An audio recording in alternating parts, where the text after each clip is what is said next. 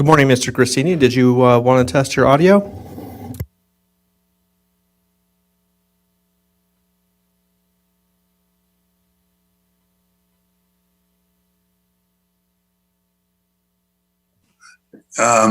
Now is my audio working? Perfect. I can hear you loud and clear. Terrific. Okay, thank you very much. So do I just wait now until it starts? Yeah, we'll get started right at 9. We'll go through our admin agenda. It might be a little bit longer because we have a new commissioner, so I think we might do like introductions. But our only other item on the agenda is asking for continuance. So we should get to your item fairly quickly once the hearing starts. Terrific. Thank you very All right. much. Thank you for coming in early to test. I appreciate it. Sure. Bye-bye. Bye.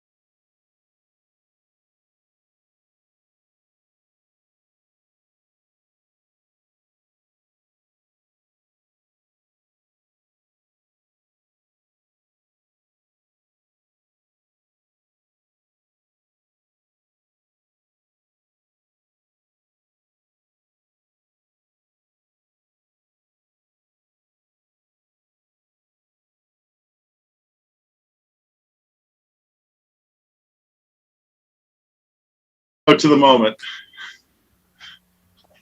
All right, Mr. Chair, we're live on the air whenever you're ready to begin. So I'm going to call the meeting of the Montecito Planning Commission for June 16th to order. Can we please rise for the Pledge of Allegiance? I pledge allegiance to the flag of the United States of America and to the republic for which it stands, one nation, under God, liberty and justice for all. Thank you. I just want to let everyone know that we are now a full board. We're going to welcome a new commissioner here this morning, Marshall Miller, and we will be back up to strength. And at that, I will ask for David to do a roll call. Mr. Chair, would you like me to start with the announcement first? Great, thank you, sir. Montecito Planning Commission hearings are televised live on County Santa Barbara Television, CSB TV, Channel 20 at 9 a.m. in the South Coast, Lompoc, Salinas Valley, San Maria, and Orchid areas. Rebroadcasts of Montecito Planning Commissions are on Fridays after 5 p.m. on CSB TV, Channel 20. Today's hearing will also be streamed live on the county's website and will be available for download in a day or two. Moving on to the roll call, Commissioner Senauer. Here. Commissioner Police.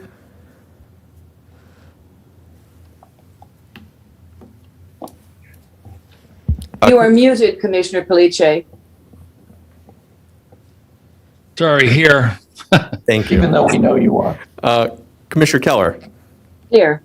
Commissioner Miller. Here. And Chair Kupiec. Here.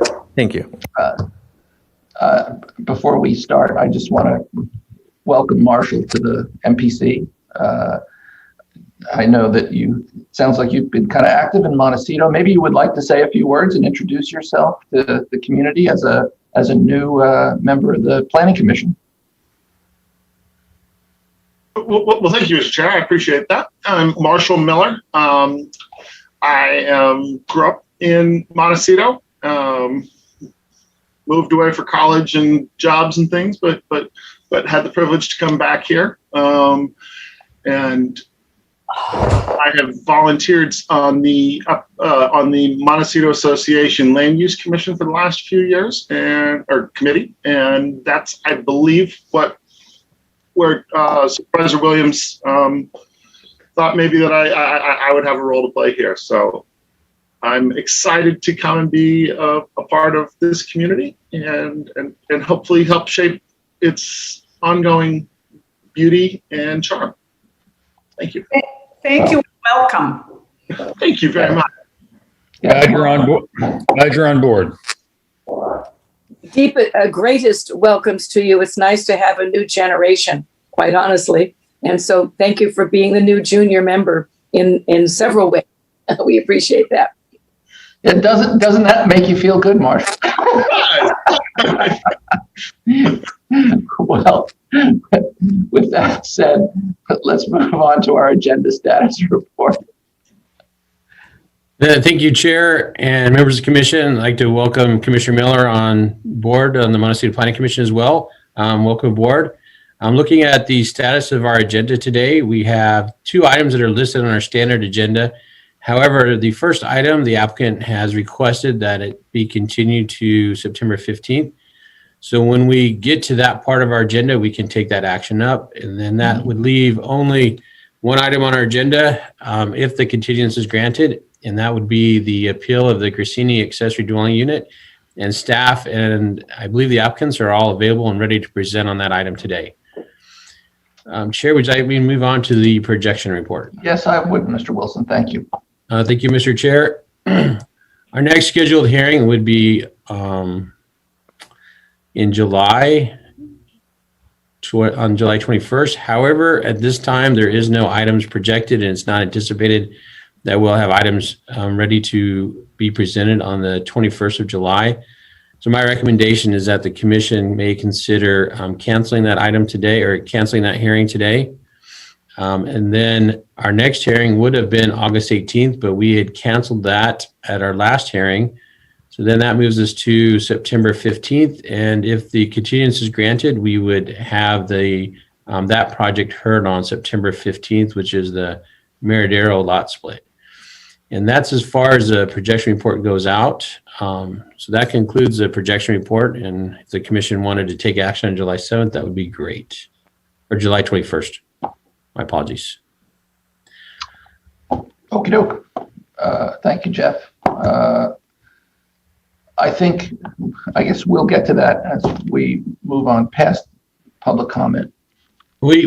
Chair, we could, if any of the commissioners wanted to put a motion forward to cancel that, we could, or we could trail that item in case we wanted to continue the item on the agenda today to July. But otherwise, we could take action on canceling July 21st now if the chair would like to do that. I think I'd like to address this issue now. Commissioner Keller? Yes, thank you.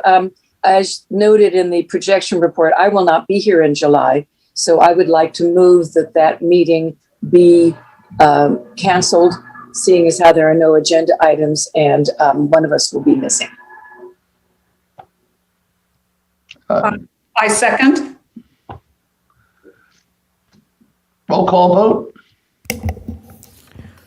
Commissioner Sanauer, Yes. Commissioner Police, Yes. Commissioner Keller, Yes, Commissioner Miller, Abstain. and Chair Kupiec. Yes. Motion passes 401.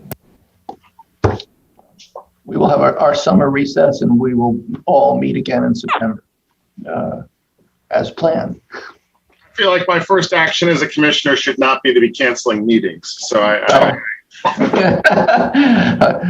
wish there were more activity going on, but at the moment there is not anything coming up for an appellate review. So I guess, we'll try to make sure that you're busy in September. fair enough. Not. I would now open up the hearing to public comment for any item that is not on the agenda of today's meeting. Do we have any speaker slips? Mr. Chair, we do not this morning. Then I will close public comment and move on to the Planning Commissioner's informational reports.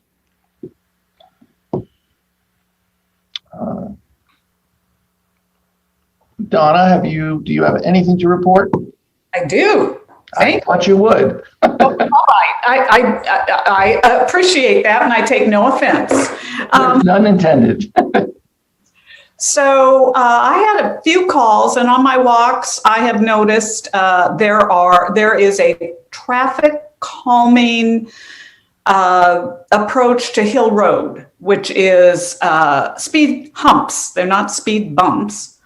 And so there's about 5 of them, which I'd say were installed about maybe 6, 7, 8 months ago, something like that. And so I contacted Gary Smart, who's in county transportation, and had a good discussion with him. There is a PDF available if anyone's interested on their particular street. It takes a while. There are a lot of the protocol is lengthy, but they checked all the boxes on that street, all residents, and so they were installed as a traffic calming approach to Hill Road. So that's basically my informational report. I thought it was interesting. I hadn't noticed the speed humps necessarily because I walk down Butterfly and not uphill. So if anybody's interested in the community, that's who to contact, and he can give you the format, the PDF, and how to proceed. Thank you. Thank you. Commissioner Keller? yes, thank you. I just wanted to report that as of this morning, they are finishing up the northern portion of the hot springs, the northern hot springs walkway. They are putting little wooden slats on the east side so they can add the final layer of the decomposed granite, et cetera. And being very close to that in proximity, I just wanted to commend Public Works on doing that project quickly and with a minimum amount of disruption. And interestingly, one doesn't even realize that they have narrowed the street by 3 feet in order to put the walkway in. But apparently that slight narrowing of the street is also a traffic calming device. It tends to lower speeds when the road is slightly narrower. So there were several, I was going to say birds killed, but I don't want to use that expression. There were several goals achieved by the addition of the walkway. And I would also like to remind us that I did speak to Abe Howell about coming in with the Bucket Brigade to talk to us, or as a Bucket Brigade report, to talk to us about their plans for the pathways that they intend to add after this as a result of their fundraising campaign. And he was prepared to do that in August and September. I would encourage us to reach out and ask him if he can make that presentation in September, since we have a relatively light agenda, and it would be a very good thing to include on that agenda.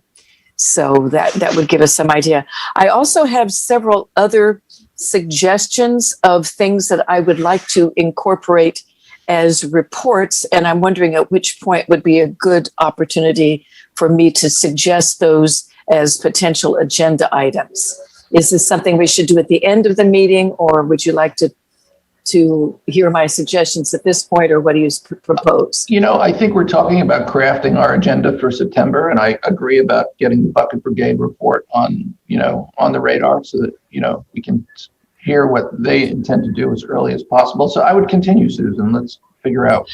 Well, it has come to my attention that there are a number of projects that the Planning Commission has heard in the past, and that there are changes being made to some of them, that some of them come under the category of substantial conformity, others may be sort of borderline.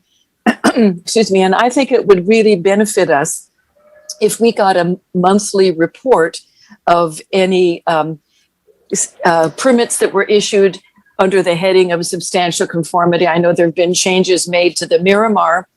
At one point when the Miramar was approved, out of concern and consideration for parking, there was to be no retail. They have now added retail. That may not be an issue. I just think it's the sort of thing that should be brought before us and brought to our attention, since it is something that had been discussed and determined previously. And also there are some, that's one item. I would like to know what kind of permits have been issued under the heading of substantial conformity, et cetera. The other item that I would like to see a monthly report on are director's sign-offs, especially now that we're having the concern and the questioning and the concern about ADUs. It would be very good if we got a monthly report on what had been approved, and other projects that are coming up, because frequently we are, as commissioners, asked questions about them, and it would be good if we were current as to the status of things, so that if we knew what director sign-offs had been done, that would also be very helpful. So just these two informational items I would like to add as a regular part of the, I guess possibly part of the, it would probably be done by Mr. Wilson, so it may be, I'm not sure under what category it would be done, but it would be very good if we had that kind of information coming before us on a regular basis. Well, I think it would happen under the director's report. I was just looking for categories. Right. And so both the director's report, then sign-offs on the part of the director, as well as what I mentioned previously, permits that are issued under the heading of substantial conformity, or changes that are made to projects that we have previously approved that may be modified slightly. Is that something, so Director Plowman, is that something that could be incorporated into your report? Mr. Chair, Commissioner Keller, I think we probably need to narrow that down a bit, because every permit is essentially issued by the director. So all land use permits are essentially director decisions. And so I don't think we're in a position to be reporting on every permit that gets issued by the department in Montecito, but perhaps we can talk offline and sort of get a better sense of what it is that we can narrow that down to.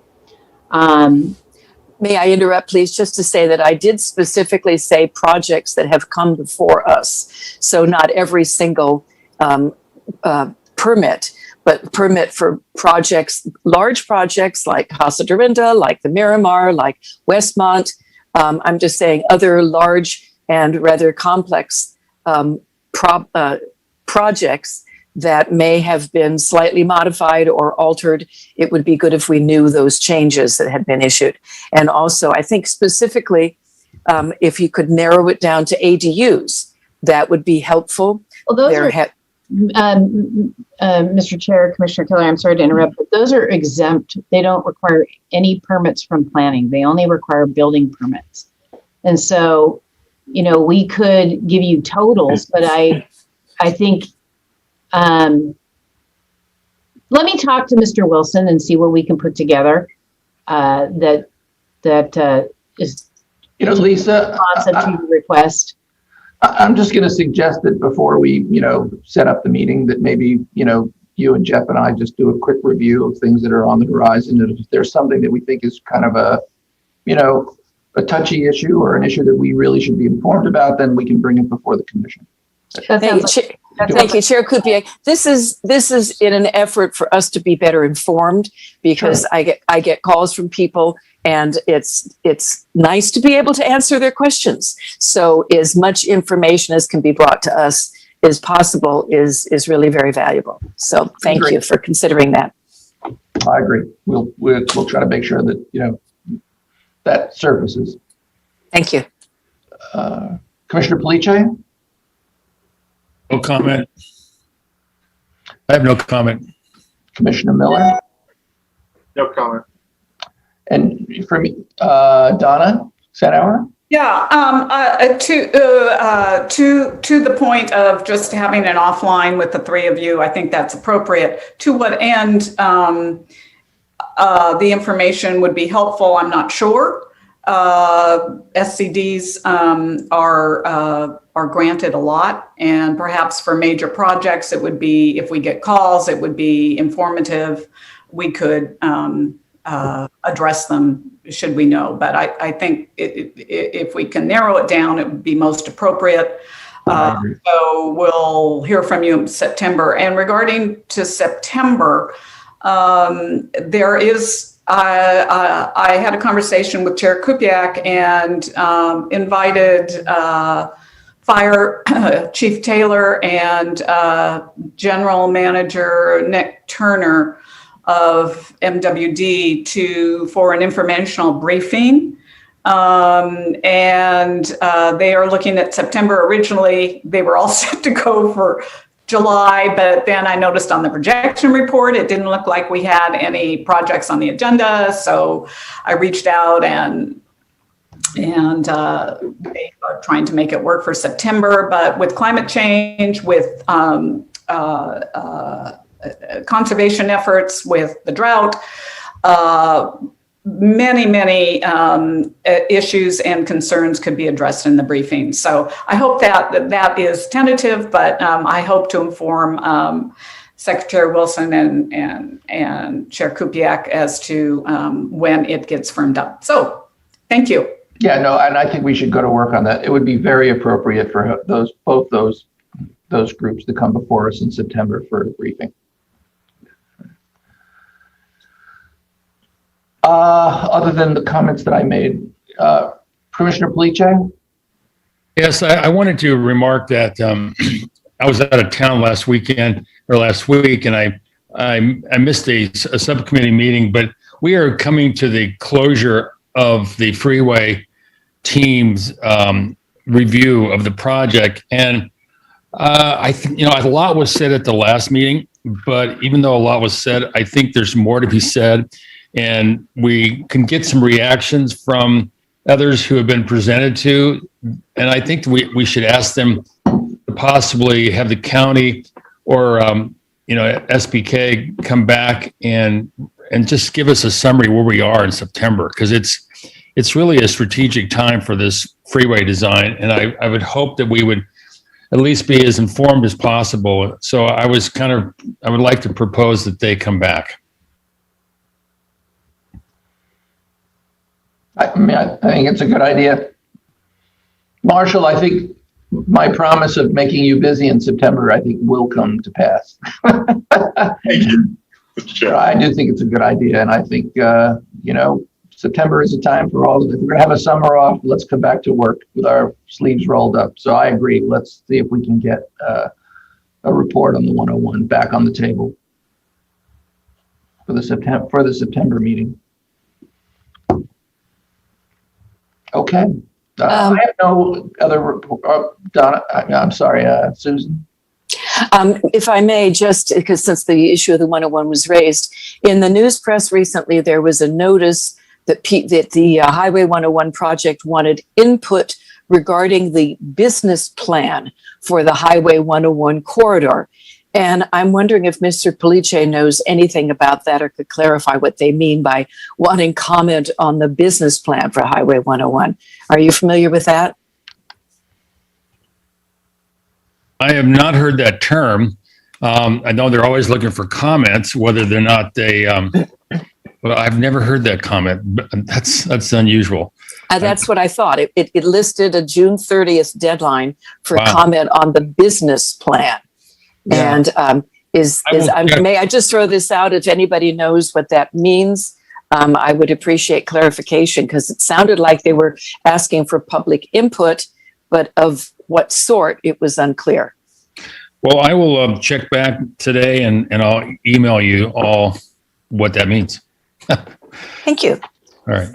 Great. Thank you, Ron.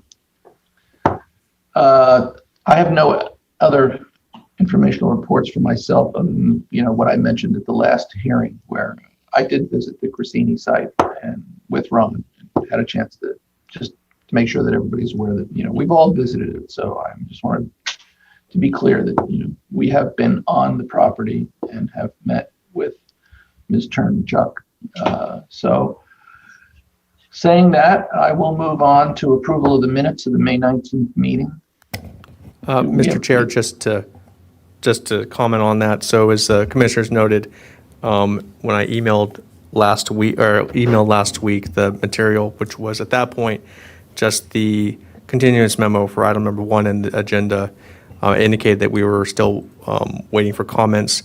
At your last hearing, the commission had specifically requested that we receive notes from the applicant for the briefing item. I checked in with Ms. Liu, who's been working with them, and she indicated that they were circulating the notes. They have detailed notes and would be getting those to us last week, and we're still waiting for them. So I would recommend just continuing that set of minutes, which were otherwise pretty simple, until next month.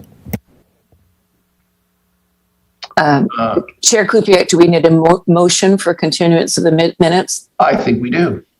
I see a shake of head from Mr. Wilson. Chair Kupiec, I had a couple of thoughts. I don't think we need to continue it because the minutes aren't ready to be reviewed and acted on. So we'll just bring them back in September when they're ready.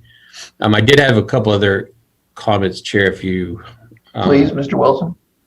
One, I'm taking notes on our meeting in September. Looks like it's going to be a crowd buster. So I'll work with the chair and Commissioner Seenauer in regards to the lineup of attendees. Just to manage expectations, I'll reach out and as far as an update on Caltrans, see if they're available. I can't commit anybody to attend, but we will work between now and September to add any of these individuals to the agenda. And in regards to the question by Commissioner Keller, my recommendation is if Commissioner Police gets information in regards to that, he circulate that through Mr. Villalobos and not email the commissioners directly to preserve Brown Act aspects of it. Other than that, I think that's all I had. Thank you, Chair. Okay, so we will review those minutes at our September meeting. I think we're ready for a director's report. Lisa, are you there? Good morning. Mr. Chair, members of the Morning. commission. It's been a while since I've been with you, and first thing I want to do is welcome our new commissioner, Marshall Miller. Thanks so much for volunteering your time to be part of a process that I think the community appreciates, and I know the First District is very appreciative of all the time that's given by the commissioners. So welcome. Look forward to meeting you in person. I did want to talk a little bit about COVID. As we all know, the governor opened the economy, as they say, yesterday, and the color-coded tiers are no longer with us. We did eventually make it to the yellow tier just in time for the tiers to be eliminated, but we did get there. So that means all of our metrics look really good in our community. Our public health department is still really encouraging people to get vaccinated. And I don't know if anybody heard, but last night I heard somebody in Santa Barbara County won the $1.5 million. Ah. I keep thinking it's me. I haven't heard yet. That's great. I was on the news last night. So anyway, our office is opened today for appointments only. So while the governor lifted the color-coded tiers and the many of the requirements, Cal OSHA still has safety measures in place for the workplace. So right now, we are required to wear masks. All of the previous CDC guidelines and the state guidelines in terms of operations with 6-foot separation and mask wearing applies within our workplace. So Cal OSHA and other workplaces as well. So Cal OSHA is reconsidering their actions to maintain those. I think tomorrow they are meeting, and then depending on their decision, we may have a change in the status of that by the end of June, but things are kind of been a moving target. So in the interim, we are continuing to follow all the standards that we did in the past. We are open for people to come in for appointments. We are operating appointments between 9 a.m. and noon. And then in the afternoon, we'll be doing all the additional work that comes from those appointments, or the folks dealing with the emails that we get with electronic submittals in the afternoons. And so right now, people can go on our website. There is a link to our appointment scheduling software. It's called Acuity. And if people have questions, they can certainly call in. Their phone numbers listed, but we have a QR code that people can click on, and it takes you to how you make an appointment. And if people are having trouble, our reception has been trained to help people make appointments. They are mostly 15-minute appointments for questions. We are finding that most people are doing this all by phone or email, and that they've really appreciated that. And so we're going to continue to be providing that service. The appointments we are made available are both virtual and in person. And apparently we had our first person this morning. We had a first appointment at the building counter. So somebody did come in and use that service. We are asking members of the public to don masks when they come in to ensure safety for our staff. In terms of public hearings, the governor did extend the temporary provisions in the Brown Act to allow for teleconferenced public hearings, to allow agencies to transition smoothly back to in-person hearings. And so for the foreseeable future, we will continue with our Zoom hearings. We want to see what happens with OSHA. It's likely we will be back in person in September. So the next meeting you have may be an in-person meeting, but we will definitely keep you posted on that. I do want to let you know that I and other agencies are working with the state to seek some of those provisions to remain permanently. We would like to be able to have up to 2 commissioners have the ability to participate remotely without having to post the location and provide public access to that location. I know that they have done that for some of the state boards and commissions, and so we would like to see if they can do that for other local agencies like cities and counties. So I'll keep you posted on that as well. We had our budget hearings on June 8th, and the department received an expansion. We are now recreating the administration deputy position, which will help us in the implementation of our new online permitting system. So there's many, I talked to you a little bit about the KPMG recommendations, which was the assessment of the department. And I'd say the majority of those recommendations involve the administration division for implementation, and those are all sort of technology oriented. And so we needed additional resources to be able to complete that work in a timely fashion. And so the deputy position is going to be created 1st of July, and we'll be recruiting for that. We also received what we call contingency planners. Because we have, changes in staffing in the development review division more frequently than I would like, but I think that's a function of, the expensive housing that we have, and people come and get experience and then they move on. We will be able to overhire in that division so that we, as the year goes, we don't lose positions and have to recruit and take several months to get those positions filled. So the goal is to try and keep us fully staffed, even though we lose positions throughout the year. So the CEO's office supported us in that to make sure that we weren't hit hard when up to two people, maybe even 3 people left the division. So that's going to be very helpful. We also, the board dedicated a new planner 3 to the long range planning division. They had a lot of conversation just about the number of projects that can be processed through that division, because they're large projects and they take a good length of time. So if they require an EIR, those programs, then that can be a 2-year process, and longer in some cases. So they're interested in creating more throughput in the division and helping give us resources to create the process changes and program changes that they're interested in. We talked about the addition of a new team, possibly, which would be a supervising planner, planner 3 and 2 planner 1-2s.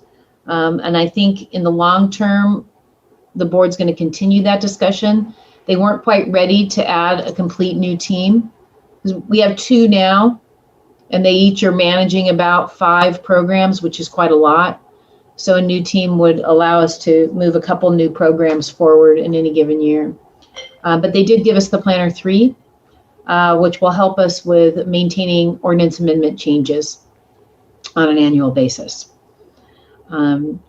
They also talked about potential additional changes to the cannabis ordinance that does not affect Montecito, but we'll be going back probably around September to talk a little bit more about whether or not the board has a desire. There are a couple of board members that are interested in making changes, but we need to get direction from the board and have a majority indicate what they'd like to see.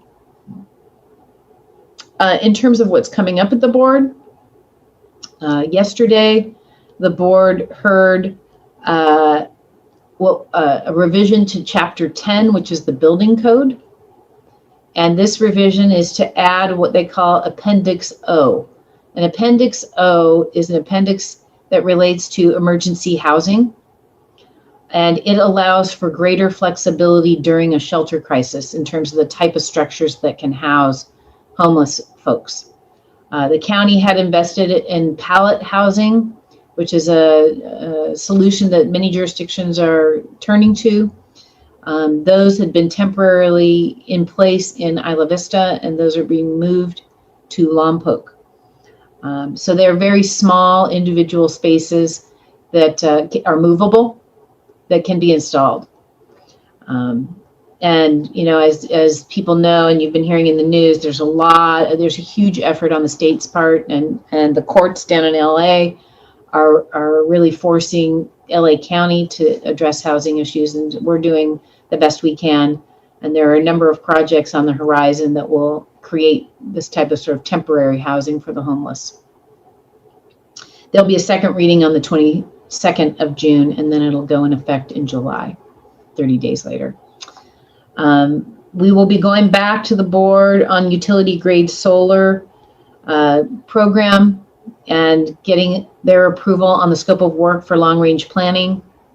That also, the utility grade solar does not impact Montecito.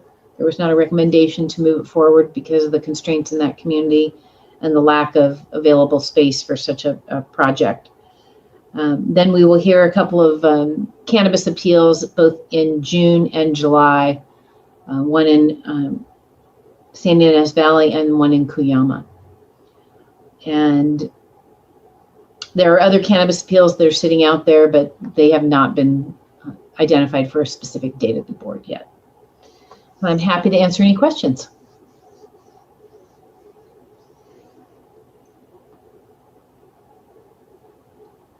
Mr. Chair, you're muted. Yes, Commissioner Sanauer. Thank you, Chair. Thank you, Director Plowman. Always informative. Appreciate it. A couple questions. Regarding recent BOS meetings, there was, I'm not sure when it was, but it was recent. Was there funding for open space projects that went through? And if you could sort of give us a primer on that. And the other is, what is the status of the MWD appeal to the sanitary district project? Thanks. Mr. Chair, Commissioner Sanauer. Yes, thank you for reminding me. The board dedicated $2 million to help close the gap for fundraising for the San Marcos Foothills effort. It's quite an effort. In a very short period of time, they raised $18 million to purchase the land in the San Marcos Foothills, which will extinguish the development of 14 homes up on that property. So that land will be added to the 200 acres that had already been dedicated by the developer, as well as a 9-acre county park. So there'll be quite a bit of open space up there, which is really it's amazing the community can come together and do that. And it was great that the board had the funds available to make a contribution like that. There was also $100,000 dedicated toward some open space work in Guadalupe in the North County. And then there was an additional $1.5 million that is going to be designated for recreational, and I don't have the specifics right, but it's a program that Supervisor Lavanino was supporting for recreational activities for lower income families in the Santa Maria Valley. And so that was a $1.5 million designation. In terms of the appeal, I'm going to have to circle back with you on that. I do not have the status off the top of my head, so I can get that information for you. Commissioner Police.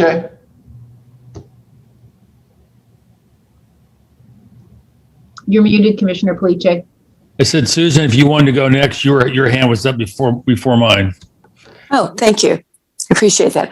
All I was going to do was to give notice that Supervisor Williams in the budget hearings, because there are surpluses, let me circle back.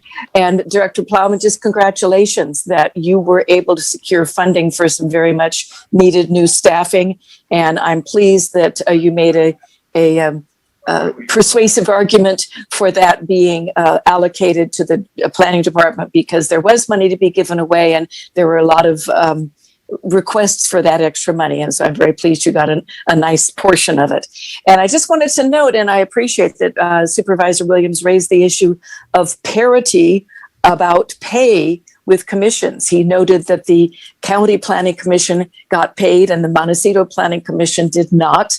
And that discussion didn't continue, but I was pleased that he raised that issue just to put it in the awareness of everyone that there is some lack of parity among various commissions and boards. I think it ultimately led to a discussion about commissions themselves and And frequently there is a question of, do we need as many commissions as we have, et cetera, et cetera. So it kind of went off on a tangent, but I thought it was good for us that he was aware of that and raised that issue as a potential area where income could be spent. So thank you, Mr. Police. And Shall I go ahead? yes, you do. Okay. Good morning, Director.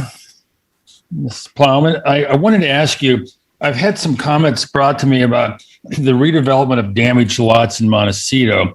And is there a position that the county has if someone has a requested idea of how to deal with a lot that either is no longer has a ability to build on it, or at least it's such an extreme condition that they can't? And what are the options that say an owner of the lot, have they given back lots to the county, or is there anything new in that area that I'm going to have a meeting with some architects who have some ideas. I was just curious on what is the present status of, has the county acquired property from damaged lots? Mr. Chair, Commissioner Police, that's an excellent question, and I don't know the answer to that. I know that there were acquisition of lots for the debris basin, but I have not been made aware of the county accepting lots that are unbuildable. So I don't know if Secretary Wilson has any knowledge about that, having been around longer. I mean, as I entered into the department 2 years ago, by and large, a lot of redevelopment had already occurred. So since that time, I don't know of any. But Mr. Wilson, do you have any information as to whether or not the county has accepted unbuildable lots? It's not something I think they would normally do, but I could be wrong about that.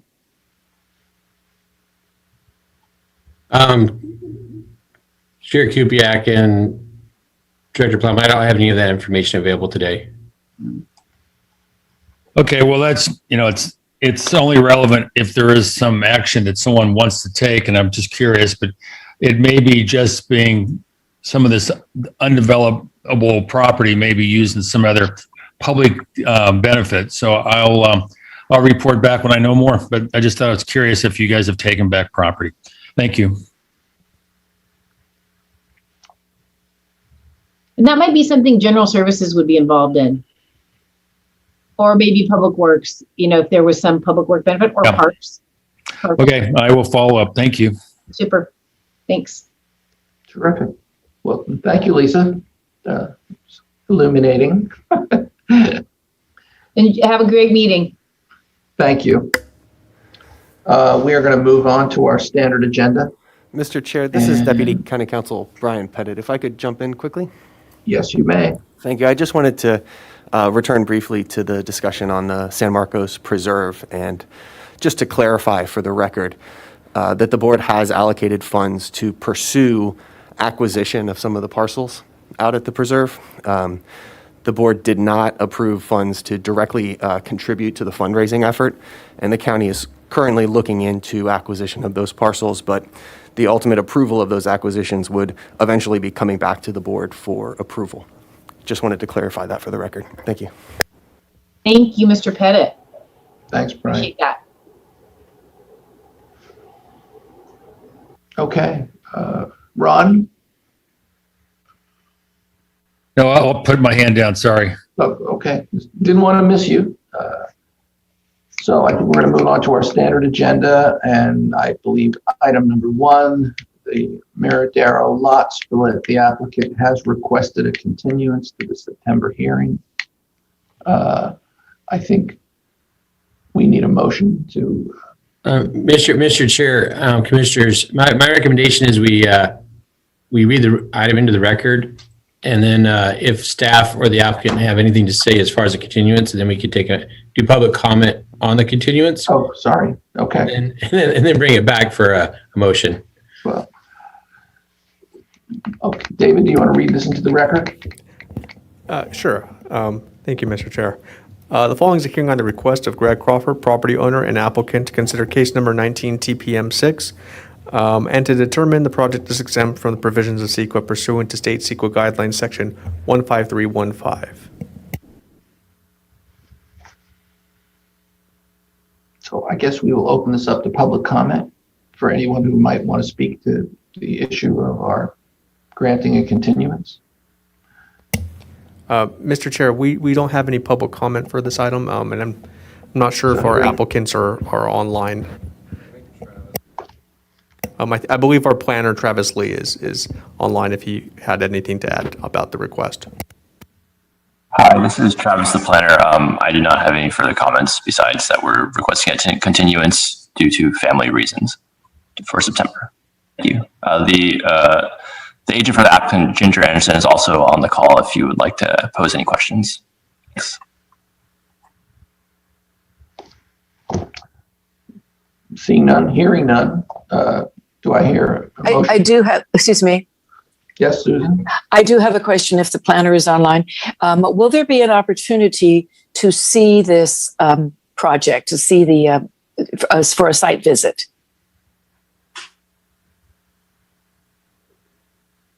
Commissioner Keller, through the chair, yes, well, I'm not sure how scheduling would work, but the site, we could arrange something for a site visit with COVID protocols, of course.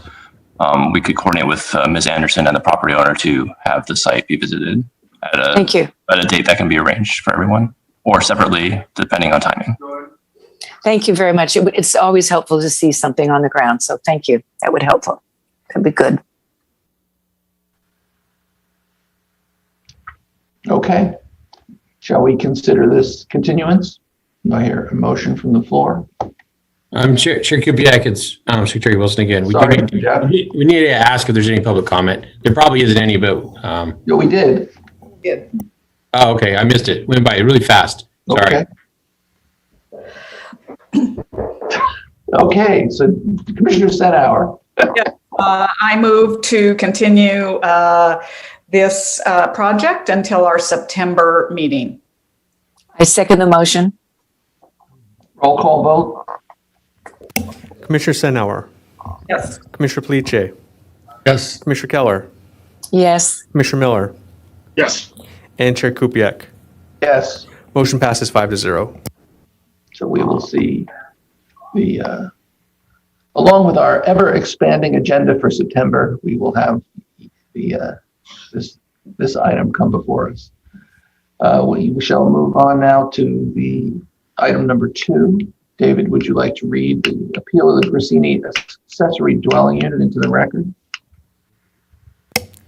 Thank you, Mr. Chair. The following is a hearing on the request of Larry Grassini, the property owner of 1775 Fernald Point Lane, to consider case number 20 APL 34, an appeal of the director's decision to deny the Grassini accessory dwelling unit project, case number 20 CDP 76.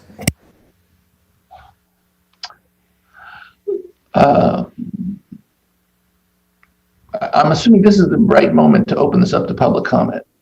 Are there any speakers who want to speak to this issue?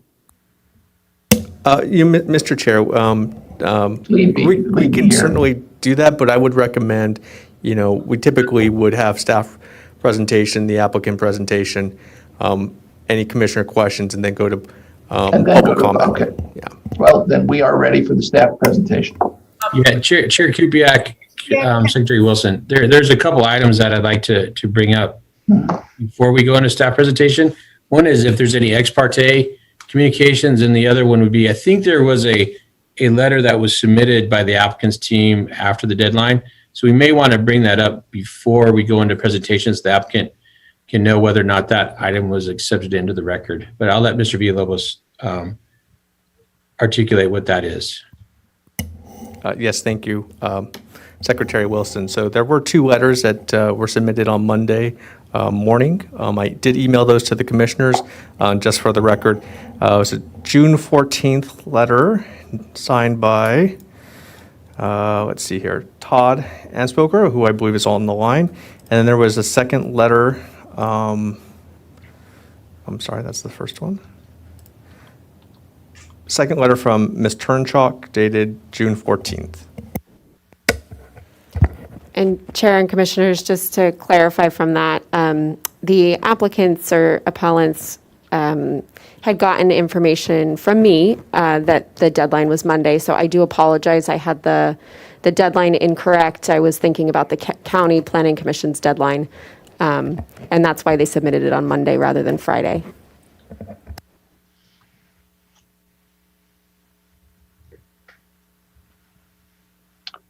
Commissioner Senauer? Yeah, I'd like, well, I have ex parte to disclose, which I've disclosed before, but I think it's entirely appropriate since we are actually hearing this item now.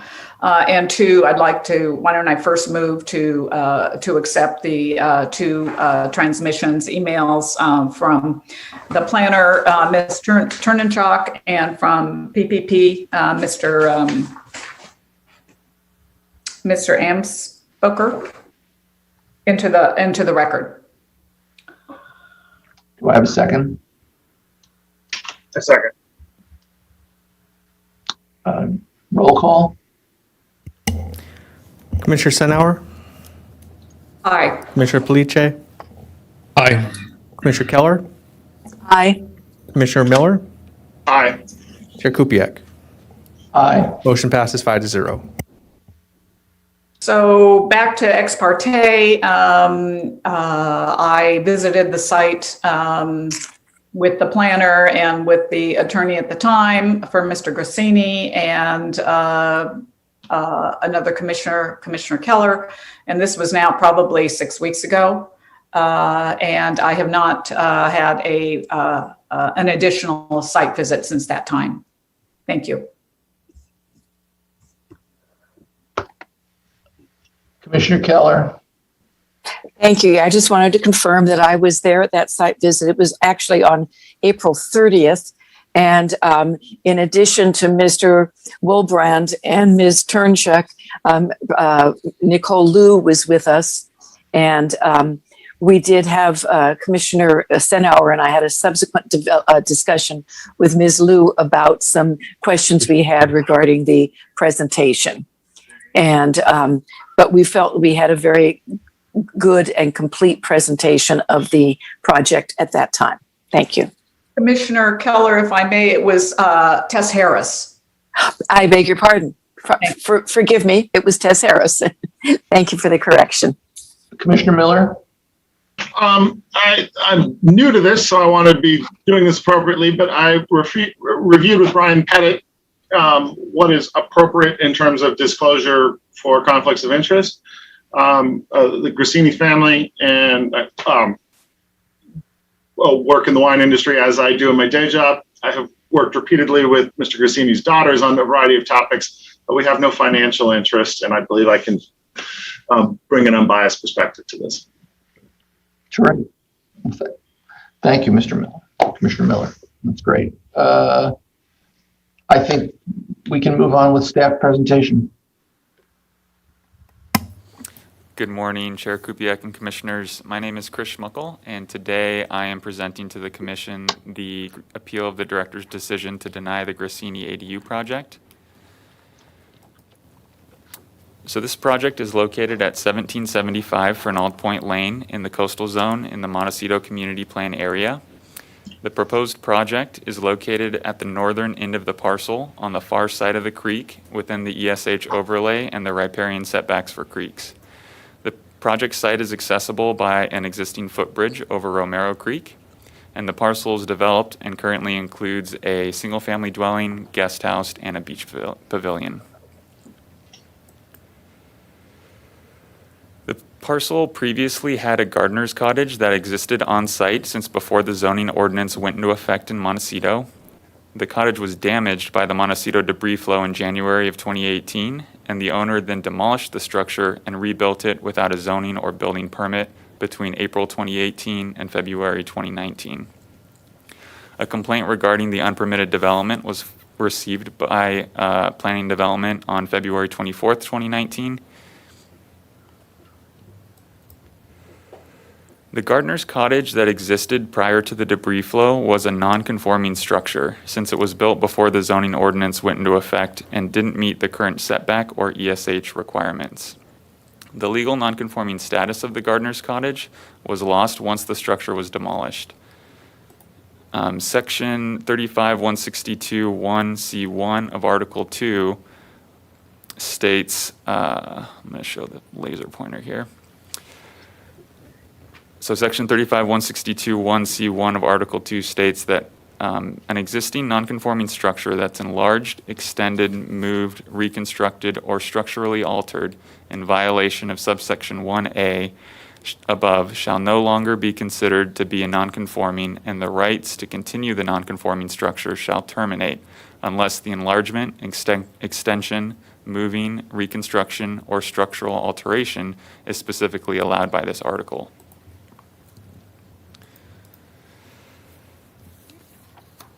In order to build a new structure at this location, a new permit is required, and the structure must be in conformance with the Article 2 zoning requirements and the Montecito Community Plan policies. So a complaint regarding the unpermitted construction of the cottage was received by Building and Safety in February of 2019. A notice of violation letter was sent by staff shortly thereafter for the unpermitted structure, and additional NOV letters were sent by staff in 2019 and 2020. The applicant then attempted to resolve the violation by applying for a coastal development permit application to demolish the existing unpermitted structure and construct a new ADU in September of 2020. The project calls for the demolition of an existing unpermitted 1,300 square foot structure and the construction of a new 1,116 square foot accessory dwelling unit located approximately 10 feet from Romero Creek within the environmentally sensitive habitat overlay and the buffer zone. No grading or tree removal is proposed for the project, and vehicular access to the parcel is provided off of Fernald Point Lane. And the proposed ADU is accessible by an existing footbridge over Romero Creek. The director denied the permit on October 22nd, 2020, and a timely appeal was filed on October 30th, 2020. The appellant raised 3 appeal issues. The first issue is that the cottage existed in the same general location for almost a century. Staff's response is that the cottage lost its legal nonconforming status when it was demolished and rebuilt without permits. Because the ADU is considered new development, a new coastal development permit is required to build the structure, and the new structure would also need to meet all the requirements of Article 2. Since the structure is within mapped ESH and the ESH buffer and is within the appeals jurisdiction of the Coastal Commission, it would not be eligible for a de minimis waiver under the county's like-for-like ordinance. The second appeal issue states that the location of the proposed ADU is in a highly disturbed area and would not impact biological resources. Staff's response is that the proposed project is located approximately 10 feet from Romero Creek within the ESH overlay and must follow the Coastal Land Use Plan policies, Montecito Community Plan policies, and Article 2 zoning ordinance requirements. These requirements set a 50-foot ESH buffer from the top of bank of the creek in the urban area and restricts development within the stream corridor. Since the proposed ADU is within the stream corridor, it is not consistent with this policy. Additionally, the Montecito Community Plan policies require development within ESH to protect or enhance ESH where feasible. Developing a new dwelling unit close to ESH within the buffer strip does not protect or enhance the ESH. The third issue raised states that professional reports from consultants hired by the appellant, which include a biological report and a no-rise determination report, conclude that constructing the ADU in the proposed location near Romero Creek would not result in impacts to biological resources or exacerbate flood control issues. Staff's response is that the biological report supplied by the applicant confirmed that there is ESH located on the parcel, and therefore staff applied the ESH policies. While the reports say that the impacts to the proposed resources would be negligible for the project due to the disturbed project site, there is the potential for native trees and vegetation to grow on the parcel, which the buffer will support. In addition, wildlife can use the creek as a wildlife corridor to move to areas that might otherwise be inaccessible due to existing development. The biological report was peer-reviewed at the applicant's request by a third-party biologist who provided recommendations to include in the applicant's biological report, including to include applicable policies from regulatory agencies, to include a discussion of the waters of the U.S. and prescribed setbacks for intermittent streams, to include a discussion of the historical extent of the riparian corridor along Romero Creek at the project site without considering the present structure, to include a discussion of the United States Fish and Wildlife Service critical habitat for steelhead in Romero Creek, and to include a discussion of the California Department of Fish and Wildlife and Regional Water Quality Control Board consultations for an ESH buffer reduction. The applicant's biologist revised their biological report to include much of the additional information that the peer review recommended. The applicant also requested that the project description be modified to include the following. To include that the project will provide a habitat restoration easement to the County of Santa Barbara and will provide water for their proposed restoration plantings that will be planted by the county as part of the Fernald Point Lane Bridge Replacement Project. Staff did not include this in the project description, as there is no nexus that connects the habitat restoration easement and use of water for the Fernald Point Lane Bridge project to the proposed ADU project that's before the commission today. The Fernald Point Lane Bridge project is within the Public Works, is a project with Public Works and already has an issued permit, and the watering of the restoration plantings is within the purview of the County Public Works Department. Additionally, Ron Bensel from Public Works is available today to answer any questions you may have for him. So this slide shows a zoomed-in aerial of the property, and I just want to point out that the area in green is the ESH and 50-foot riparian setback that's shown on the screen. And as you can see, it covers the proposed project location.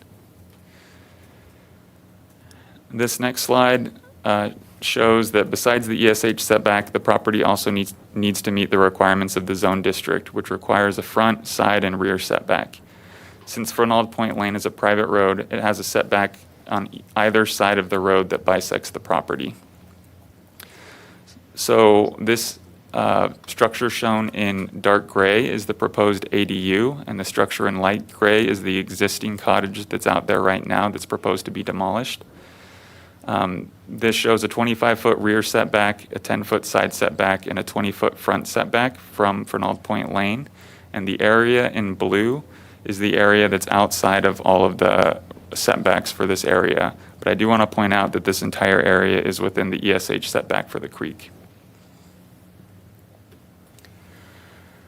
So the project is exempt from the requirements of CEQA because the project is before the commission on a denial.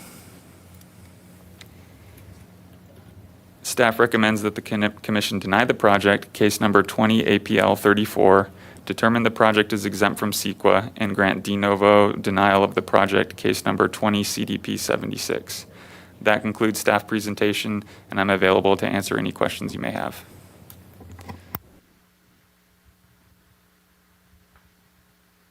Okay. So any commissioners have any questions of staff before we move on to the applicant's presentation? Well, why don't we move forward? Well, that's. May I ask a question, please? Yes, you may, Commissioner.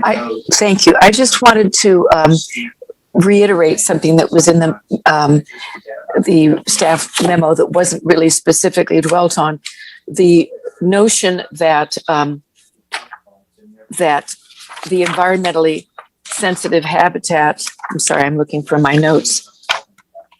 You want my number? That the buffer shall allow for the reestablishment of riparian vegetation to its prior extent to the greatest degree possible. And does that mean what is considered the prior extent? Is that pre-debris flow? Is it, what is the measurement of reestablishing the riparian vegetation? Chair and Commissioners, I think you'll hear that staff and the applicant have different interpretations on that particular portion of the policy, but we would look at environmentally sensitive habitat and reestablishment, really from pre-development or from understanding what potential ESH could occur on the site, regardless of if a structure existed or did not exist within the ESH buffer. Thank you. That is why I wanted clarification. So by pre-development, are you talking about before the existence of the 100-year-old cottage, or are you talking about, I just wonder what you considered the basis for comparison for the original, the prior extent? What would that be, please? Sure, Chair and Commissioners, because the property or the structure lost its non-conforming status, we would look at it as if any new structure in that location would need to meet all of the policies and Article 2 requirements from the coastal zone. So we're looking at it as kind of a blank slate because that structure, again, has lost the status to be present on the property as a non-conforming structure. Thank you. So according to the land use policy, the ideal situation would be to completely restore the riparian vegetation to the extent possible to restore it from being torn up to being completely full of growth and full of vegetation. Is that correct? Chair and Commissioners, yes. So the policy would support revegetation and establishing that ESH buffer in that location. Thank you.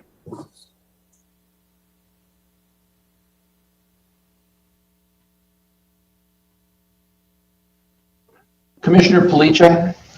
Yes, I have a question. When you refer to this as the gardener's cottage, is that just a matter of fact term, or is there actually some meaning to that original use? Was it exclusively for gardeners, or was it a guest quarters before? Do we have history about what that use was before? Commissioner Police, through the chair, when I refer to the gardener's cottage, I'm referring to the legal non-conforming structure that existed prior to the debris flow. Before that, it was a cottage that was used as a unit for a gardener or a caretaker of the property. So it was a dwelling unit that was legal non-conforming. Okay, all right. And one more question. The demolition that occurred, actually the storm demolition, I assume damaged most of the area vegetation as well as the building itself. And what's grown back has grown back to a great degree by virtue of the time since the floods. Is that correct? Or how much damage was done by the flood to the riparian habitat? Commissioner Police, we have a couple extra slides that show the post-debris flow photos of the cottage. I just pulled them up on the presentation. Looks like they're on the screen now. But as you can see, there is a lot of mud on the property. It did cause damage to the cottage. It was yellow tagged by planning staff after the debris flow. Some trees and some vegetation did survive, as you can see, but there was significant mud flow. Okay, these are only pictures we have for us, these two. Chair and Commissioners, these came from the building and safety case when they went out to tag each of the structures. So these are the photos that we have in our file from 2018, but I believe the appellant also has some photos in their presentation. Okay, thank you. Commissioner Senauer. Thank you, Chair. I have Mr. Schmuckel, if you could bring up the last paragraph of what the appellant is asking for a project revision. Do you know what I'm referencing? Yeah, the language, right. That descriptive is is not on the subject property. Is that correct? Chair Senauer, or Commissioner Senauer through the chair, the Fernald Point Lane Bridge project is on a separate parcel. However, the habitat restoration easement that they're referring to would be on this parcel at 1775 Fernald Point Lane. The easement they're referring to is the boundary within the Romero Creek, I believe. Commissioner Miller. I understand this is counterfactual to what's happened, but if the applicant had come in for kind of a reconstruction of the existing of the legal non-conforming unit that was damaged in the mudslide, would there have been a path forward for reconstruction at that time, or are the circumstances that are recommending for the rejection the rejection of the project now, would they have been equally applicable in a post mudslide rebuild scenario?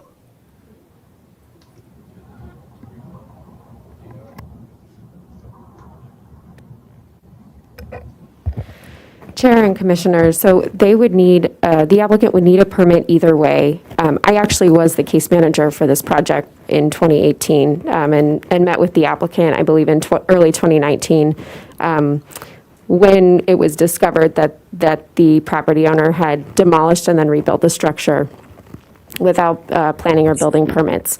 Because the property is in the coastal zone appeals jurisdiction, it did not qualify for the like-for-like exemption that many of the inland portions of Montecito did qualify for when they rebuilt their structure.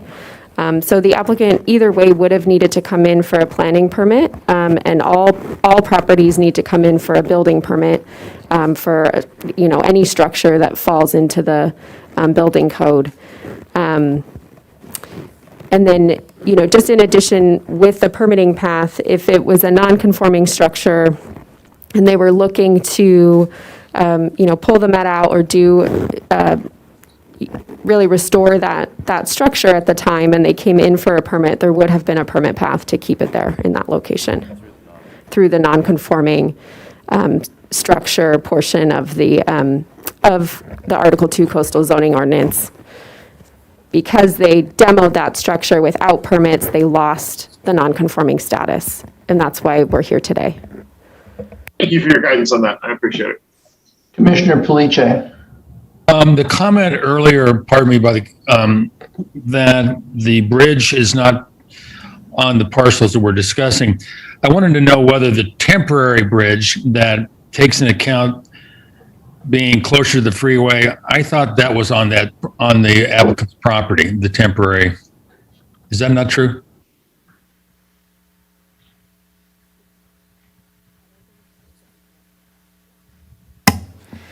Commissioner Police, we don't think that the temporary bridge that you're referring to is on this this parcel.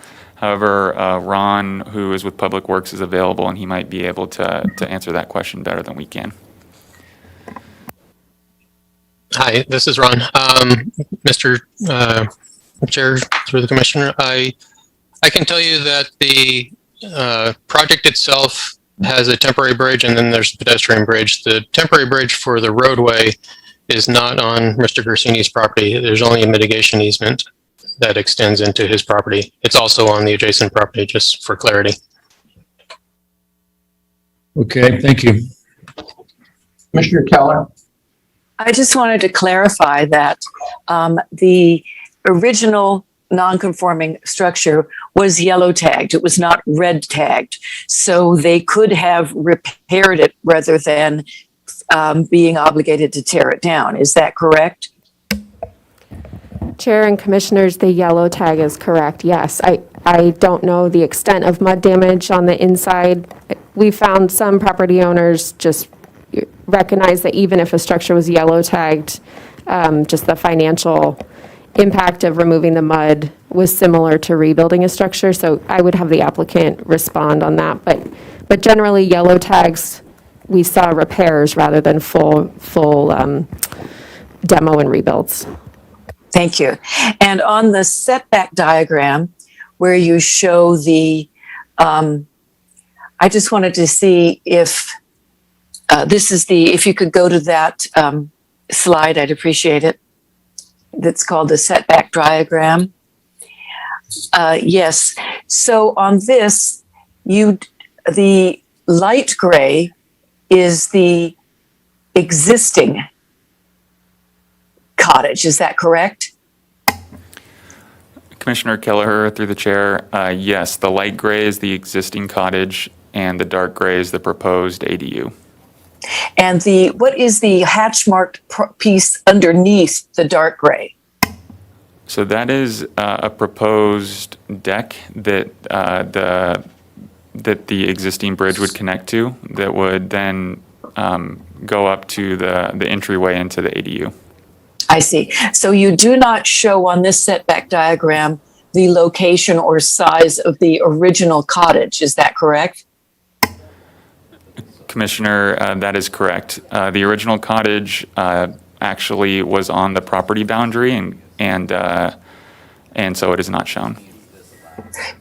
From our visit, we understand that there was an issue because the original property did cross over the boundary of the property to the right or to the east of this, and there was a dispute as to the having the original cottage over the boundary. So I just wanted to establish that when they demolished and rebuilt, not only did they change the location of the original property of the original cottage, but they also expanded the size. Is that correct? Because this currently existing ADU is, I understand, 1,300 square feet, and the original cottage was not that large. Is that correct? Commissioner Kelleher, the cottage that exists right now is 1,300 square feet. I'm not sure the existing square footage of the cottage that was demolished, but I believe the applicant could provide that information in their presentation. And it was approximately, it looks from your diagram showing a 10-foot setback. It must have been, if it did go over the property line, it must have been at least 15 feet further to the east than this current ADU.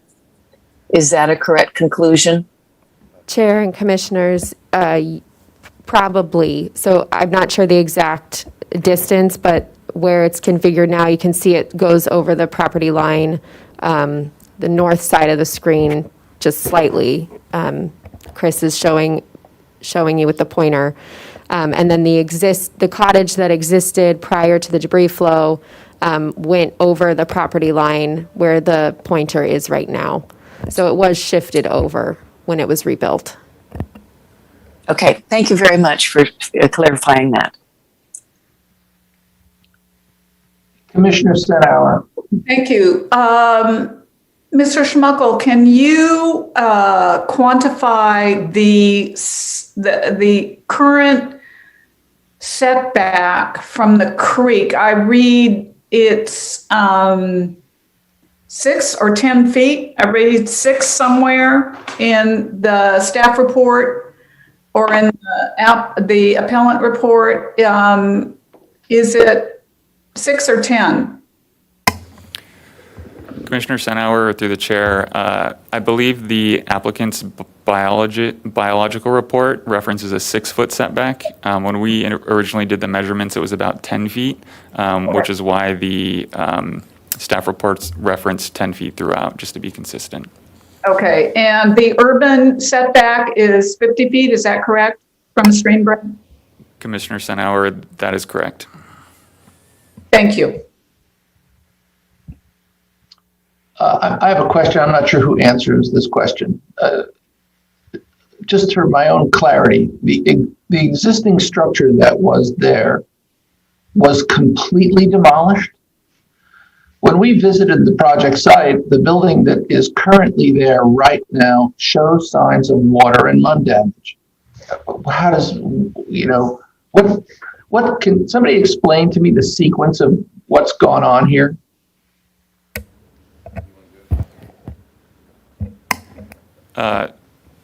Commissioner, through the chair, so our understanding is that the legal non-conforming cottage was demolished, and the existing cottage that's out there right now was rebuilt, was built. So that is our understanding of the present situation.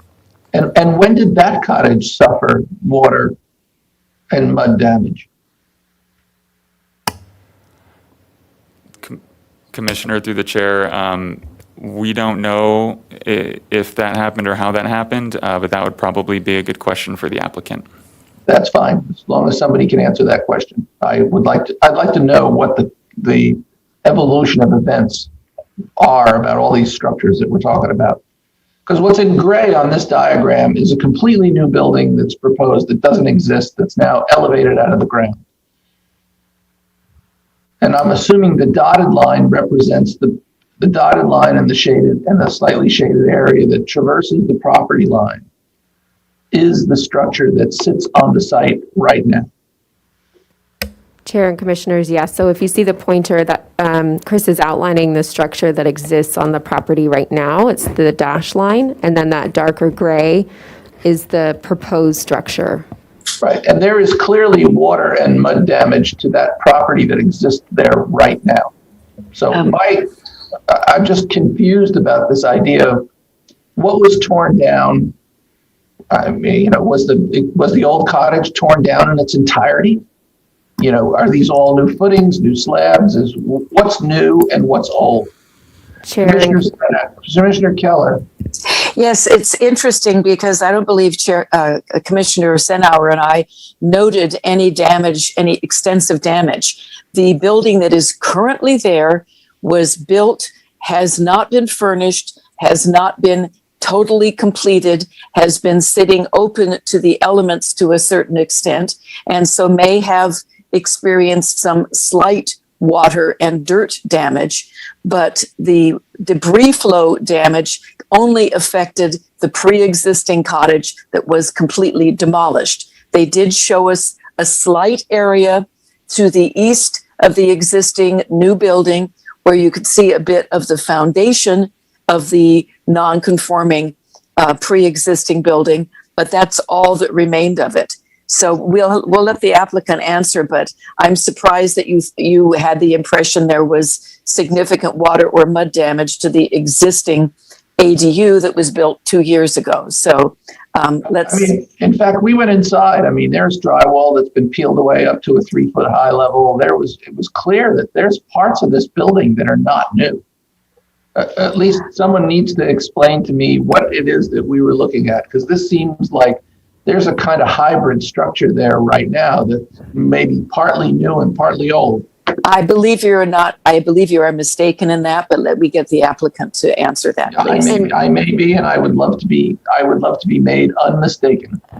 Chair and Commissioners, this is Tess with Planning. So just to clarify, we do also have a building violation, and there was a zoning violation, I believe, that indicates in the description that due to debris flow damage, there was a structure that was rebuilt, relocated, and enlarged without a zoning or building permit. So our understanding is that the structure that's there today is a different structure than what existed prior to the debris flow. There's also some aerial imagery between that time period that shows that the structure either was not there or was heavily under construction. Okay. I'd like the applicant to clarify some of that. Commissioner Police?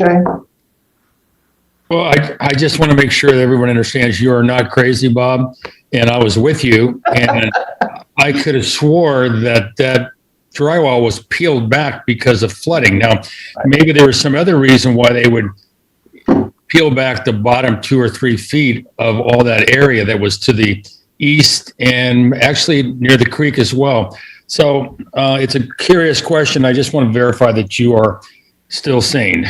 That is a matter of debate amongst many quarters, but that's okay.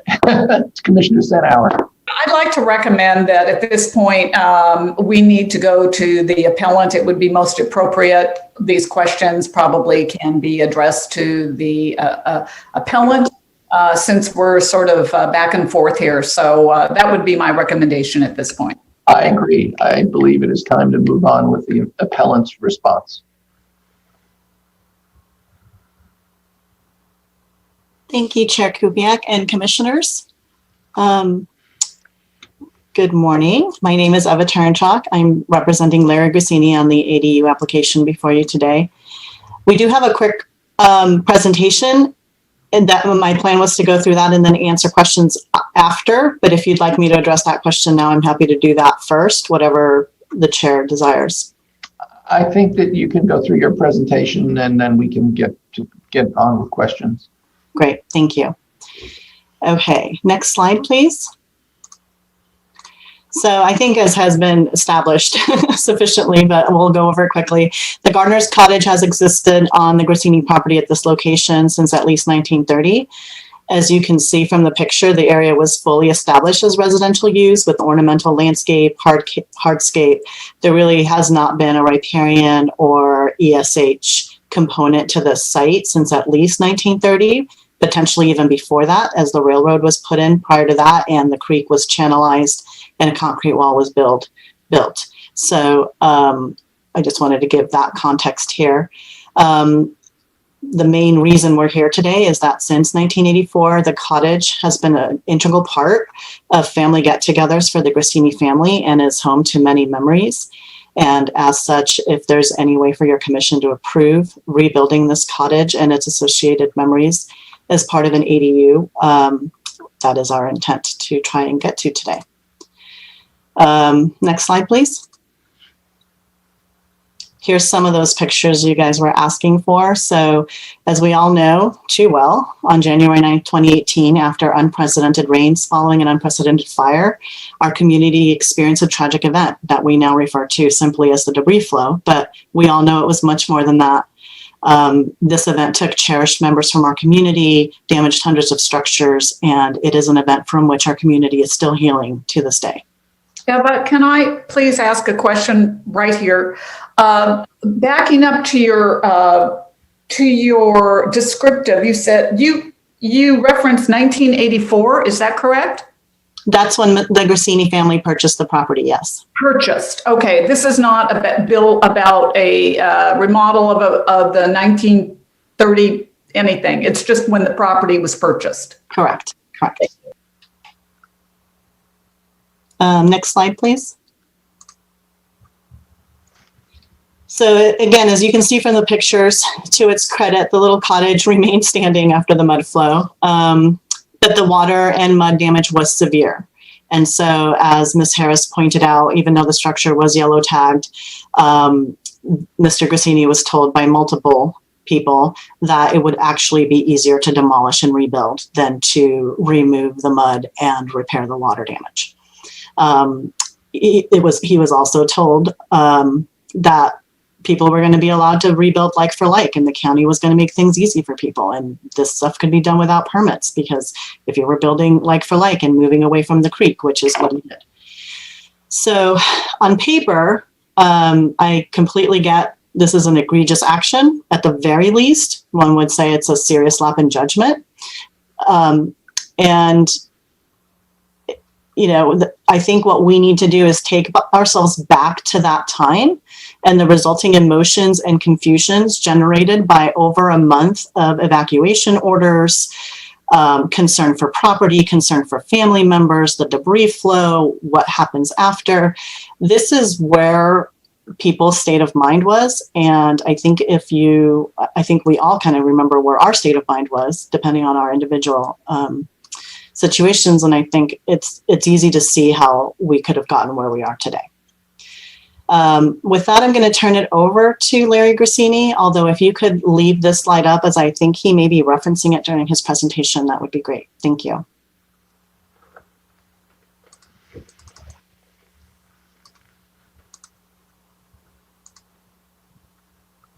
Larry? Oh, am I on? Yeah. You are. Welcome, Mr. Grassini. Thank you very much, Chairman Kubiak and members of the commission. I appreciate you giving me an opportunity to talk to you today.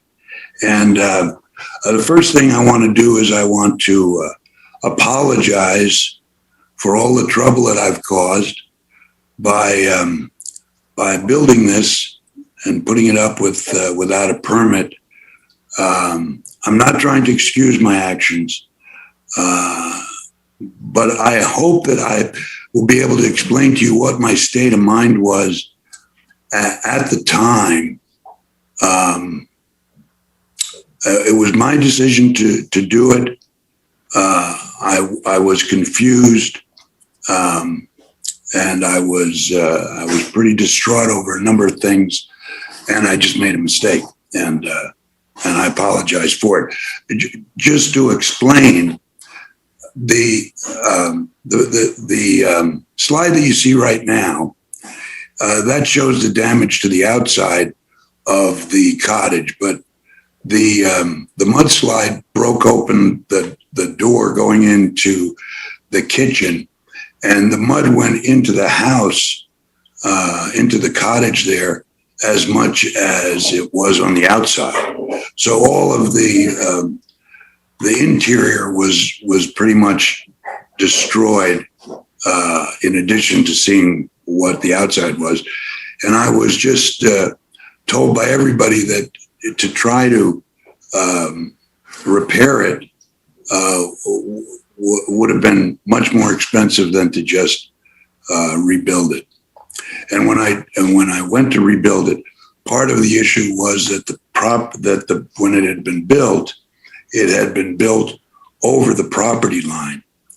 And while we had an easement that a prior neighbor had given to a prior owner, the neighbor that I presently have was complaining about the structure encroaching on her property and was demanding that I move it. So when the debris flow occurred and everybody was saying it's better to rebuild it, I rebuilt it and moved it so that it was no longer encroaching. But I want to give you a little bit of a background as to the house and how important it has been to our family. The house and the cottage were built in 1928, and it was the first home built on Fernald Point. Of course, it was at a time where there was no freeway and no highway, and the house and the cottage actually exited right onto Coast Highway, and the original address was a Coast Highway address.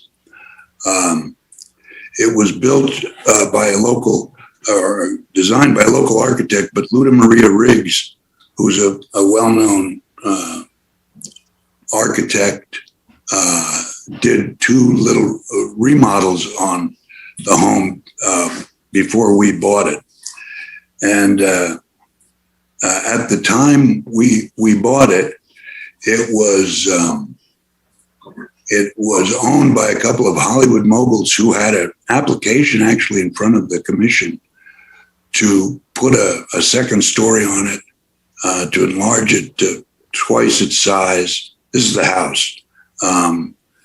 Put a big pool in and a cabana. And so when we bought it, we took a look at it, and I realized that this is something that I wanted to have for my family.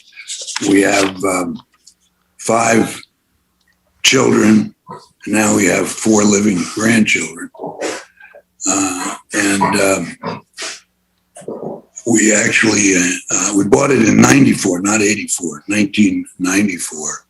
And in August of 94.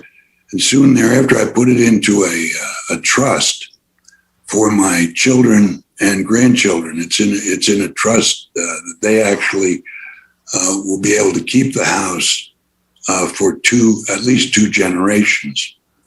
And so that house and the cottage have become an important part of our family and our family history. The cottage has special significance to the family.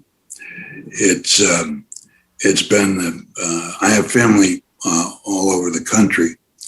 And while we've done a lot of soccer team parties and football team parties and bridal showers for 3 of my daughters and engagement parties,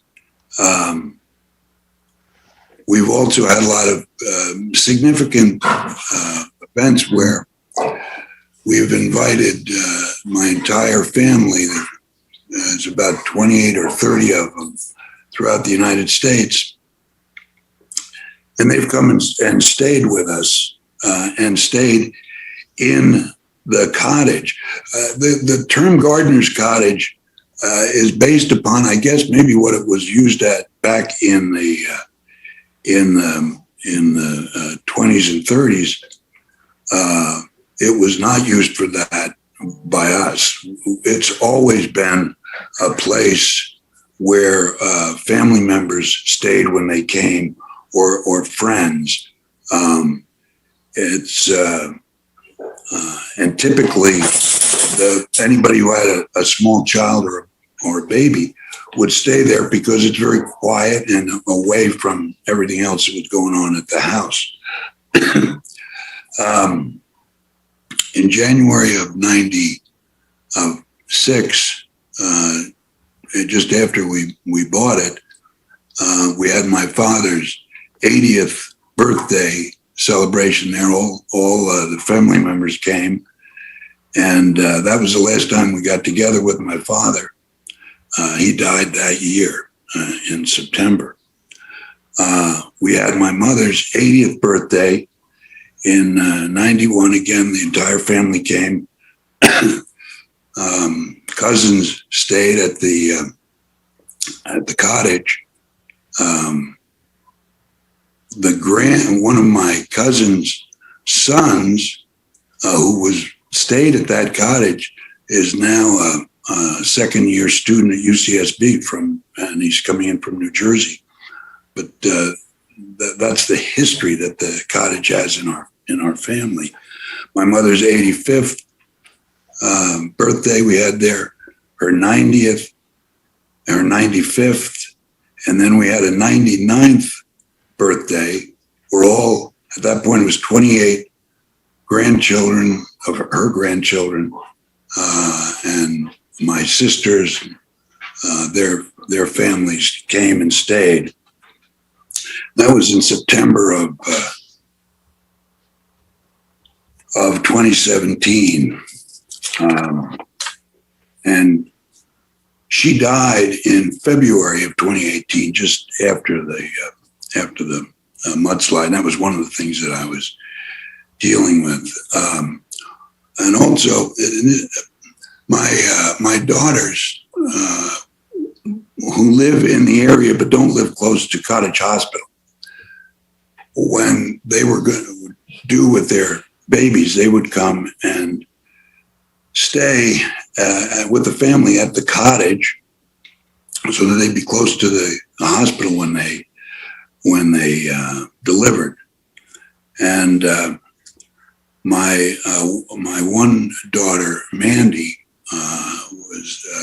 she's preeclamptic. So when she had her second child, pardon me, Maxine, she came and stayed at the cottage for a couple of weeks before the birth, and then she was born, and then the family stayed at the cottage for the next 4 or 5 months because they were rebuilding a house they had in Lompoc, and so they stayed there. And then, unfortunately, in the summer of 2017, Maxine became ill right before her first birthday and died. There were the doctors at Cottage tried their hardest, but she passed away. And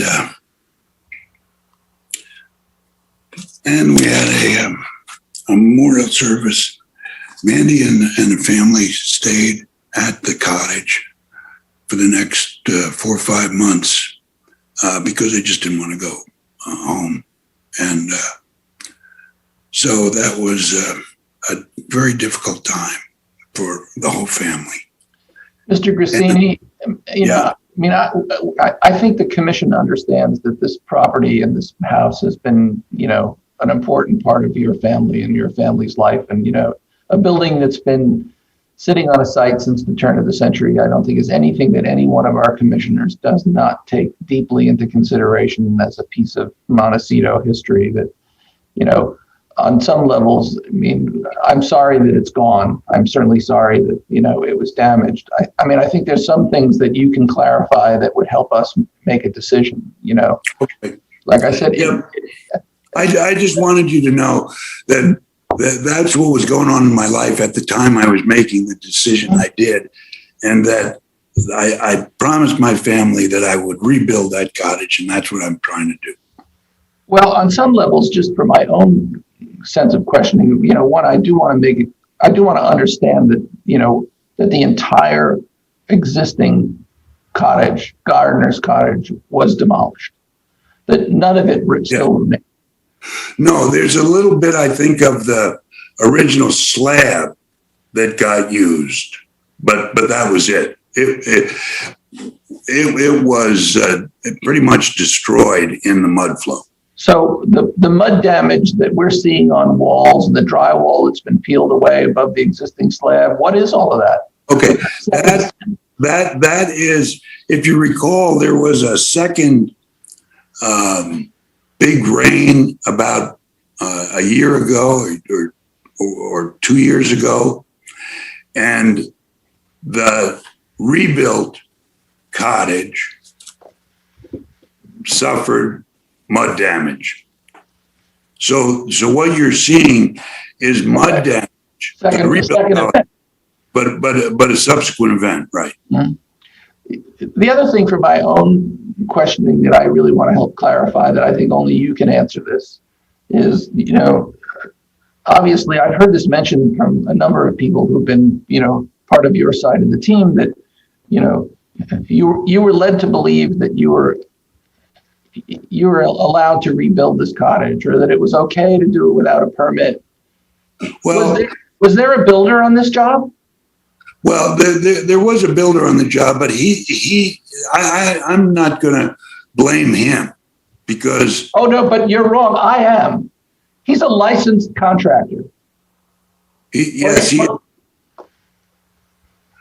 licensed contractor knows better than to build a building in California without permits, that hasn't gone through any structural review, that hasn't had a Title 24 analysis done. We meet codes for safety and for a whole bunch of other reasons. So I'm kind of unclear about, I appreciate your apology, but, I live here in Montecito too. I find it hard to believe that anybody who lives in our community really doesn't understand that a building permit is required to build a building in Santa Barbara and in Montecito. No, and I think that there's liability on the part of your builder.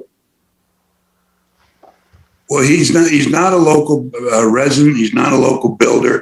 And as I said, I'm taking full responsibility.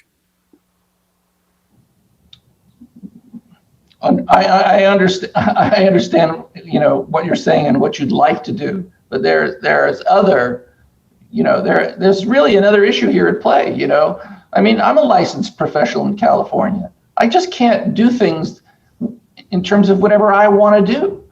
People hold licenses for a reason, and those reasons are to obey the law.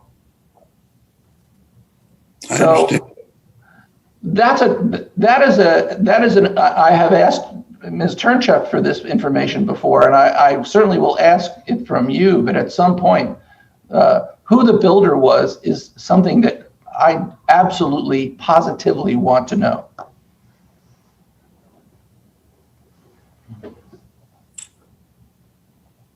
Okay, I think at this point, if it's okay with the chair and the commissioners, we can continue the presentation.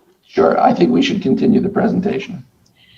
And my question about the lineage of what we're looking at has now been answered. There was a second rain and mud event that damaged the structure that's currently there now. And the building was demolished and rebuilt. Correct. That second structure was not finished. It was that rain event. It was almost a year to the date, actually, the following February, I think. Hence good reason for an analysis by flood control. So I think we've established the importance of the cottage to the Grassini family. It would still be there were it not for the debris flow. And we understand, as we've clearly showed today, this is a complicated issue. It's a multi-layered issue, but we don't think it's an issue without a solution. The staff report discusses the inability to approve the project due to inconsistency with county and coastal policies. And all of that hinges on whether it is appropriate to approve a reduced creek buffer in this area. Mm-hmm. If a reduced creek buffer is approved, then we can be found consistent with the policies. So at this point, I'm going to hand it over to project biologist Tamara Klug from Cardno, and she's going to walk you through her analysis of the property and her reasoning for why a reduced buffer can be supported. Great. Thanks very much, Eva. You can flip to the next slide. So at the request of the applicant, Cardno conducted an investigation into the biological habitats at the project site. We looked at several different topics, which I've listed here on the slide, including waters and wetlands, riparian vegetation, wildlife corridors, special status species, critical habitat, environmentally sensitive habitat, and not just looking at the layers that are defined by the county, as were shown in the county slide, but also looking at the kind of boots on the ground perspective as to what the habitat is, which is the normal and proper approach when you're doing an assessment of environmentally sensitive habitat. We also looked at trees and any other biological concerns.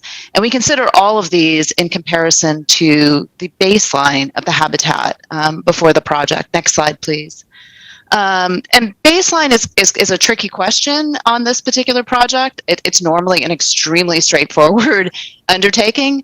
But in this case, where the cottage was removed and then rebuilt, we had to kind of ask ourselves and scratch our heads on this question. And it's something that came up in the county's analysis as well. And one of the things that they had suggested was that we should consider what the baseline would be in the absence of any cottage. This is in our opinion, this is a very speculative undertaking because the original cottage was built before there were really good records of what was present on site. There's been numerous developments before and since that time, including the construction of the railroad, the Coast Highway, which was replaced by US 101 for an all-point road, numerous homes, and the actual walls of the creek itself. In addition, other sources of information that we typically rely on as biologists, aerial photographs and maps and things of that nature, lack the detail and resolution that you would need to get that understanding for a time period that was pre-1930. So this is a really speculative undertaking. Furthermore, the county has suggested we should consider what the site would look like if it were restored habitat. And I just want to point out here that in order to do that, you would have to remove the flood walls. So there's flood walls adjacent to the creek, which I'll show you in a minute. And those flood walls would have to be removed in order for riparian vegetation to access the shallow groundwater, which would be essential to their establishment and existence over the long term. Next slide, please. So what you're looking at here is the site plan. And if you just hit the advance button, you can see overlaying on that some features I'm going to point out. So the green line there is the retaining wall that is between the Grassini property and the railroad property. The yellow lines, there's two of them there. Those are the creek walls, and I'll show you some photographs that show those. The blue line is the actual creek itself and the environmentally sensitive habitat that we're talking about today. And immediately south of that southern wall, the red area is Fernald Point Road. So Fernald Point Road is immediately adjacent to that environmentally sensitive habitat. And if you'll advance the slide, I think you're going to get a little pop-up with what I just described, but if you could just go to the next slide, that'd be great.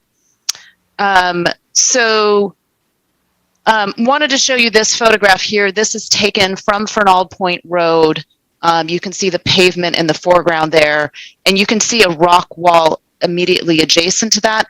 That is the top of the retaining, or the top of the wall adjacent to the creek, the creek wall, if you will. You also see the bridge, the pedestrian bridge that crosses the creek and accesses the cottage. And there is a cypress there immediately to the right of that bridge. And I'm just pointing that out because it's a good reference point to the next picture I'm going to show you.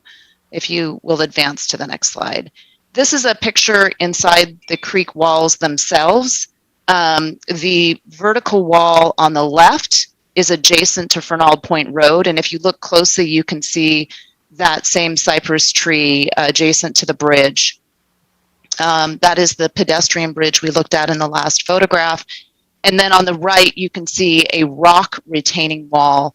That is the one that's on the cottage side.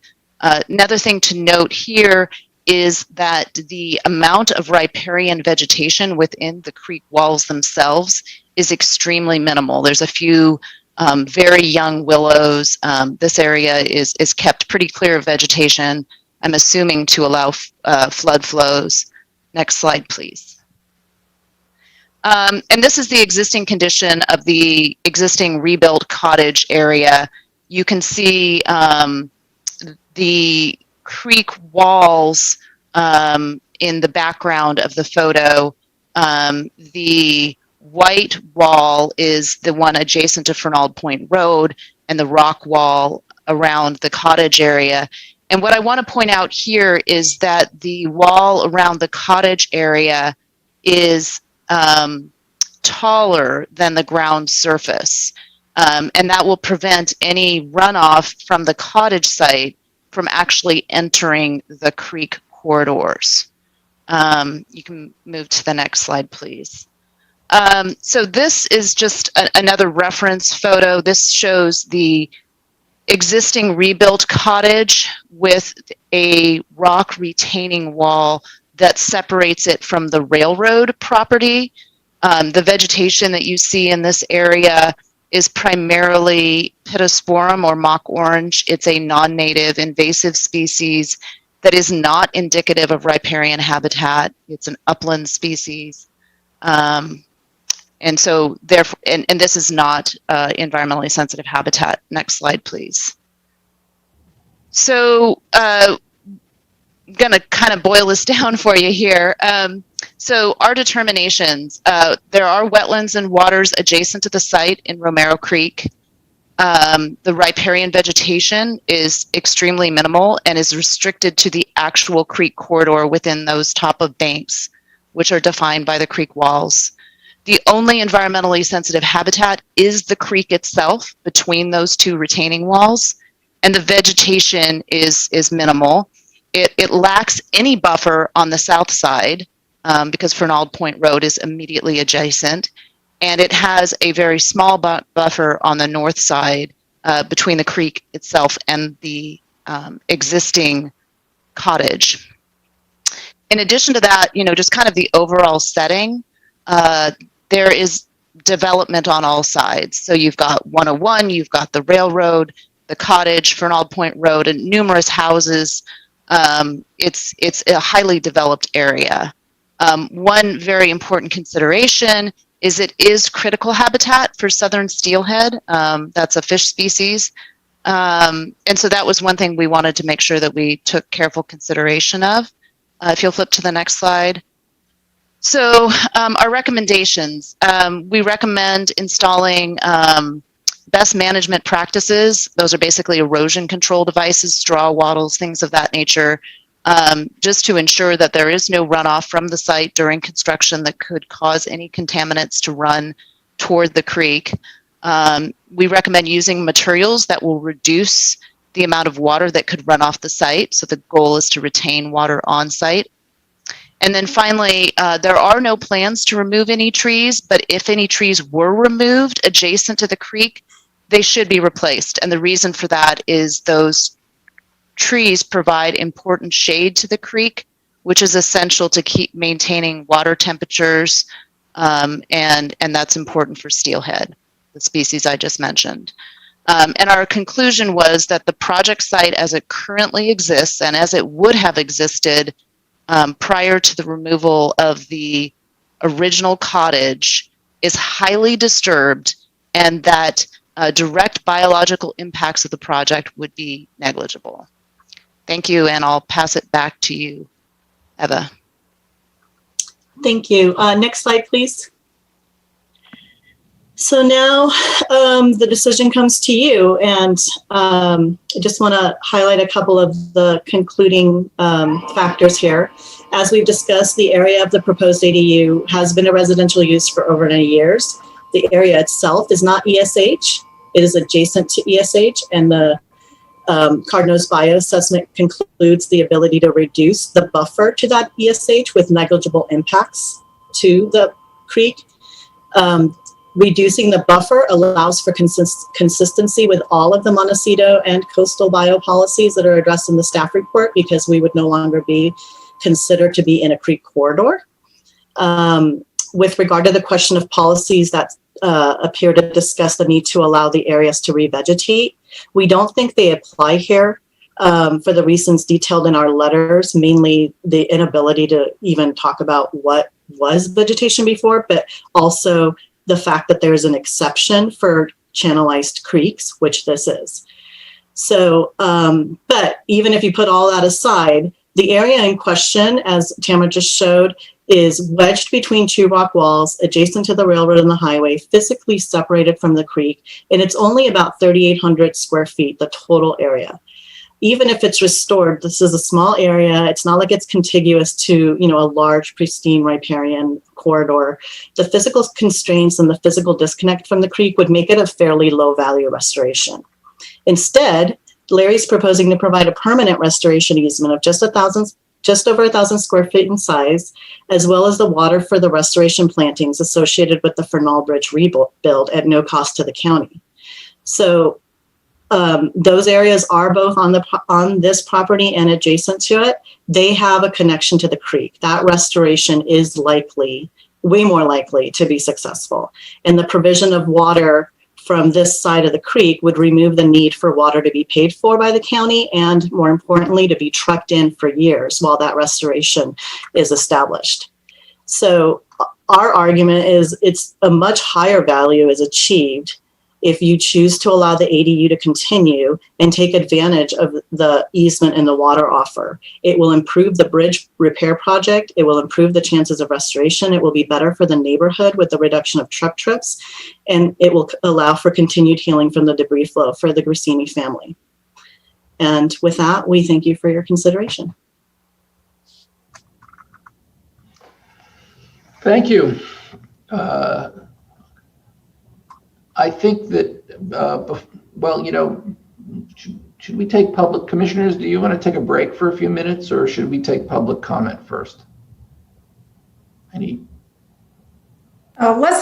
would recommend taking public comment and then take a short 5 minute, 5 to 10, no longer break, personally.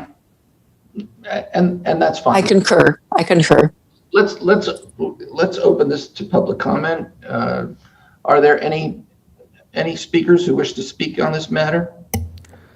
Mr. Chair, members of the commission, we do not have any public comment for this item. So I am going to close public comment, and I am going to take a 10-minute break before commissioner deliberation. Until what time specifically, please? 10 after. Thank you. Thank you.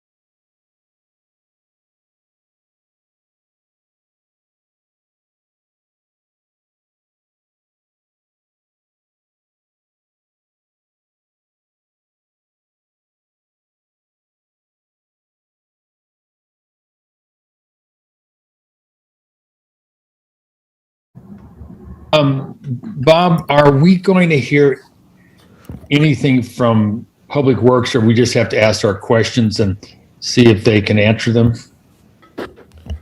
regarding this project? Well, I don't know that we're, I don't know if anybody from Public Works is here. Mr. Chair. Yes, sir. We're back on the air, first of all. I believe that staff has indicated that we do have a member of Public Works, by the way, who's able to answer questions. I think he did actually respond to one of your questions already. Okay. And who is that, please? It's Ron Bensel. Okay, thank you.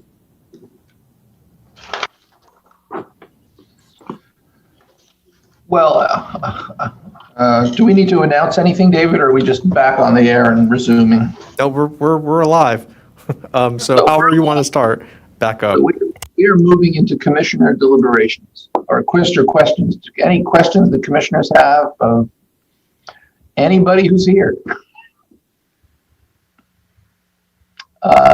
Commissioner Police. I'd like to ask a question for Public Works. Is Ron still there? Is he present now? Yes, I'm here.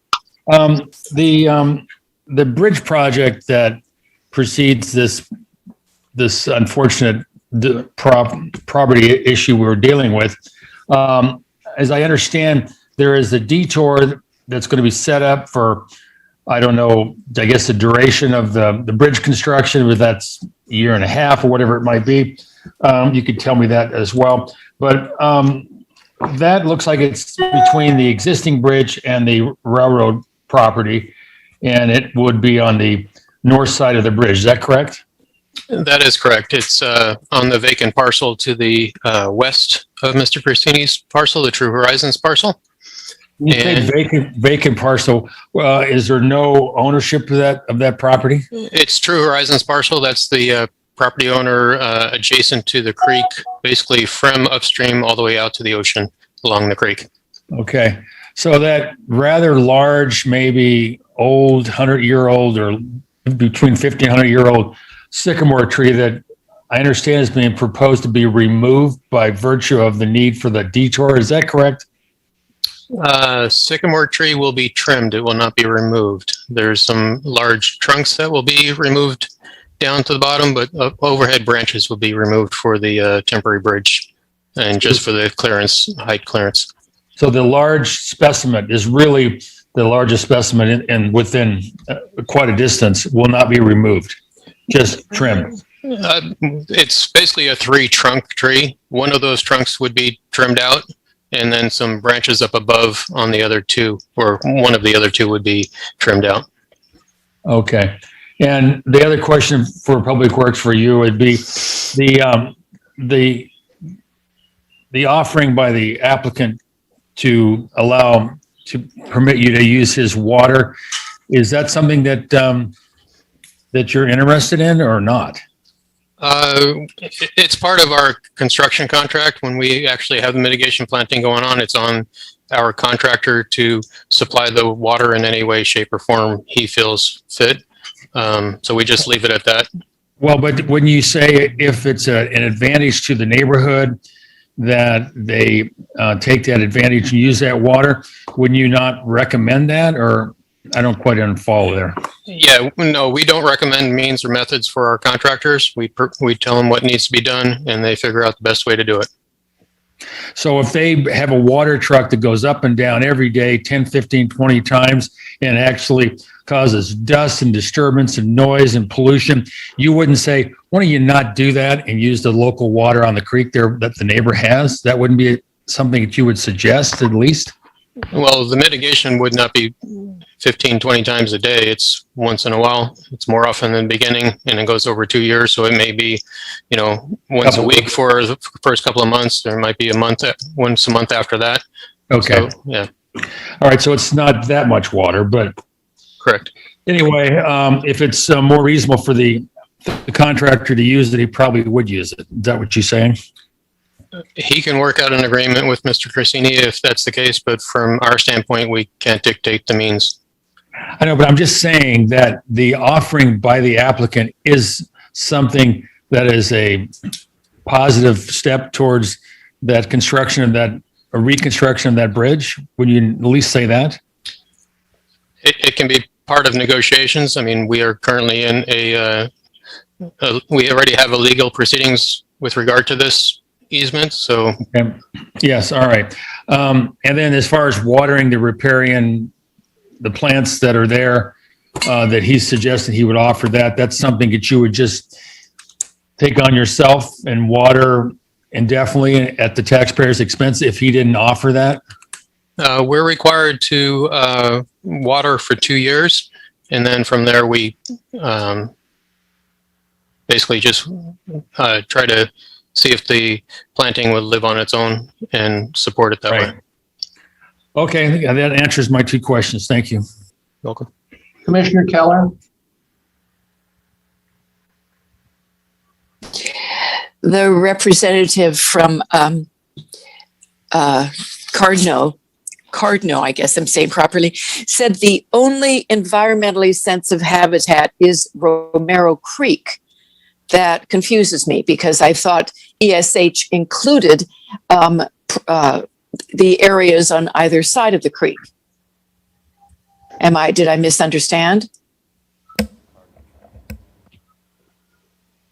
This is Tamara Klug. I can answer that question. So the environmentally sensitive habitat is the creek itself, and then there's a buffer put on the environmentally sensitive habitat. And so at question is, what is an appropriate buffer? And there are different buffers used on different types of habitat. The nominal buffer is 50 feet. So in this case, the nominal buffer would be 50 feet from the creek wall, because that's the top of bank. However, there is a point of discretion as to reductions in that buffer. And there's a list of topics for that buffer reduction. And I'm happy to walk through those with you. We do walk through those in the biological report. So I just am wondering, so you would present, I'm going back to the setback diagram that is here. And so it appears that if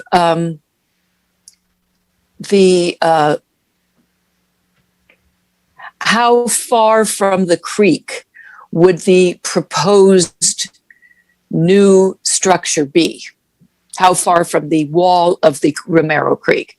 It's a little hard to tell from the setback diagram. Approximately 10 feet. So you're saying that you would request a reduction in buffer from 50 feet to 10 feet, or would it have to be less than 10 feet given that there's a wall there that is part of the house proposed structure? I just want to clarify that I'm not requesting anything. I'm providing additional information to support your decision. Sorry, what I meant to say was that if there were a reduced buffer, how large would that reduced buffer be? In this case, it would be 10 feet. Okay. And then there was a mention of 3,800 square feet. Is that the entire portion of the property that's from the northern creek wall to the property line on the 3 sides? I think that Ms. Turnchuk would need to answer that question. That's outside of my knowledge or understanding. Sorry, one of you mentioned 3,800 square feet, and I wanted to know exactly what that incorporated. Yes, Commissioner Keller, through the chair, that I had the architect map out the square footage of the area between the creek wall and the rear property line, and then our 2 side property lines. So the entire area in question. Is the 3,800 square feet? Correct. All right, thank you. And then I'm sorry, there was one other question I had that referenced in your application, you talked about a permanent restoration easement of 1,082 square feet. I'm sorry, could you clarify what you meant by that? So that is, Mr. Bensel alluded to it, as part of the bridge project, the county is undertaking an eminent domain proceeding to obtain an easement both on the True Horizons, multiple easements on the True Horizon property, and an easement on this property to facilitate that project. So the portion of the restoration that is on this parcel is the 1,082 square feet. And so the offer would be to provide that to the county free of charge rather than go through the process and have a value assigned to that. I see. So if you did an eminent domain, they would determine a fair market value for that amount and would pay Mr. Grassini that amount for that area that is slightly over 1,000 square feet. Correct.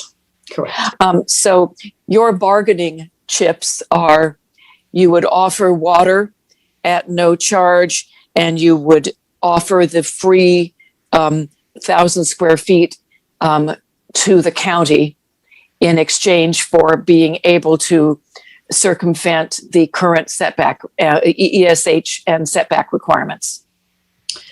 Right. Well, in order to support that reduced setback, correct. And so the reduced setback that you're asking for, just to clarify, based on this setback diagram, is from 50 feet to 10 feet. Correct. And what about the issues of, so the current proposal satisfies the 10-foot setback on either side and rear. So it's only the front setback. Is that correct? There's a difference. There's a front setback from a road, and then there's the creek setback. So we meet the front setback from the road. The creek setback is what we're requesting be reduced. The rear setback is kind of a new issue. We were asked when we first submitted, we were under the impression that this was an interior lot based on how it had been handled in previous applications.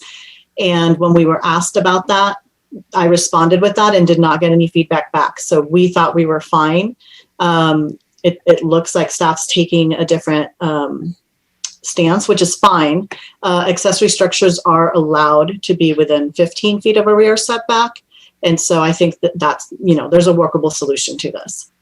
Okay, but if it is 15 feet from the rear setback, then you're reducing your front setback, your buffer zone, to 5 feet. Is that correct? No, so the rear setback is the setback against the railroad. Right. Right now you have it situated at 10 feet from the rear setback. They are saying you need to be 25 feet from the rear setback. Your new position is that you could be 15 feet from the rear setback, which would move the entire structure 5 feet further forward. Is that correct? Probably not. We would probably just do a minor redesign of the structure. So, okay. The intent is to not be any closer to the creek than the historic structure has been for years. And the historic structure was how far from the creek, since it is no longer shown on this diagram? Yeah, it's unclear 100%, but based on photos that we have after the debris flow, we think it was between 6 and 8 feet. Okay. And one other question. When we did the site visit, at which I apparently missed the extensive mud and water damage, I saw the existing ADU as being not in good condition, but I didn't see the damage that my other two commissioners saw.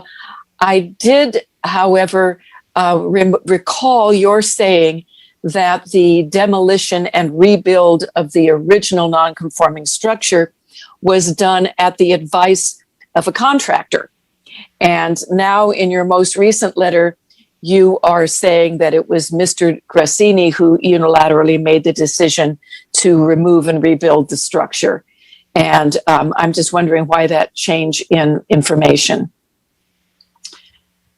Mr. Grassini removed and rebuilt the structure based on advice that he had received from multiple people that he was working with at the time.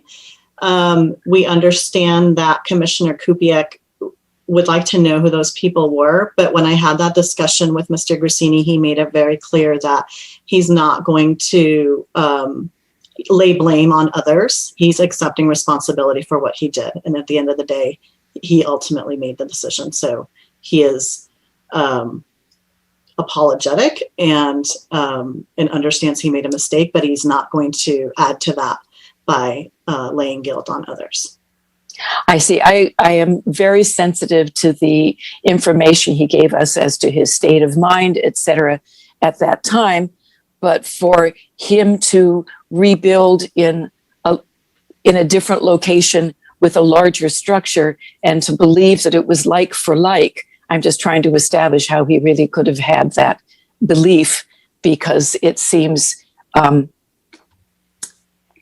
ill-advised, uninformed, and I don't believe Mr. Grassini is either of those things. So I appreciate that he doesn't want to lay blame on someone else, but like for like essentially needs to be like for like. So that's the issue. Yeah. And to be clear, specifically to this event versus other rebuilds after fires, for example, the county did very early on say the like for like would allow for relocation of structures if it made sense. And in this instance, it worked out that relocating the structure both fixed the issue with the encroachment, but also moved the structure further away from the bank that the mud came over. Right. Yes, the county did say that, but that was in the context of believing that people would go through the proper county procedures to rebuild. Absolutely. So, okay. Thank you. At this time, that's all my questions. Thank you. Commissioner Keller. Yes. You meant someone else? Sorry. An hour. I'm just looking at hands raised. No worries. Thank you. Sorry. Yeah, could you put that schematic back up, please? Thank you. So the buffer to the south is 6 to 10 feet from the creek, which is in the setback for ESHA, which the recommendation for urban is 50 feet. This is something that I can't sort of go there, so to speak, that the reduction to 6 or 10 feet is appropriate for a build. And was there ever a consideration, and the bridge, the footbridge, which we were all on and is not, I wasn't terribly comfortable walking across it. That definitely overlies the Esha Creek. If you're the determination that Esha is only within the Channelized Creek boundaries and nowhere else is something that I do not personally concur with. But in any case, the overlying bridge then is suspended over Esha. Is that not correct? Chair and I don't know who that question is directed at. This is Tamara Klug from Cardo. Did you want me to answer that question? Sure. Okay. Yes, the bridge crosses the Esha. Its footings are outside of Esha.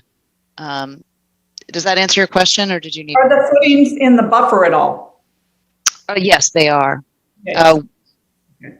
And the footings are they closer than 10 feet? Well, certainly the southern footing is. The southern footing is, I believe, right at the creek wall, so right there on Fernald Point Road. The northern one, closer to the cottage, I don't actually recall what the distance is between that footing and the creek wall. It's at least several feet, I believe, but that's a bit of a stretch of my memory.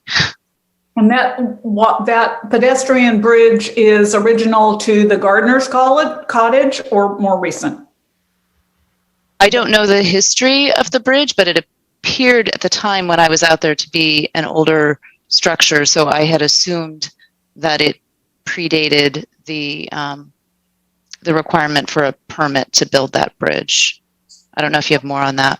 Has there been consideration of a smaller project structure rather than your proposed of what is the proposed exact square footage?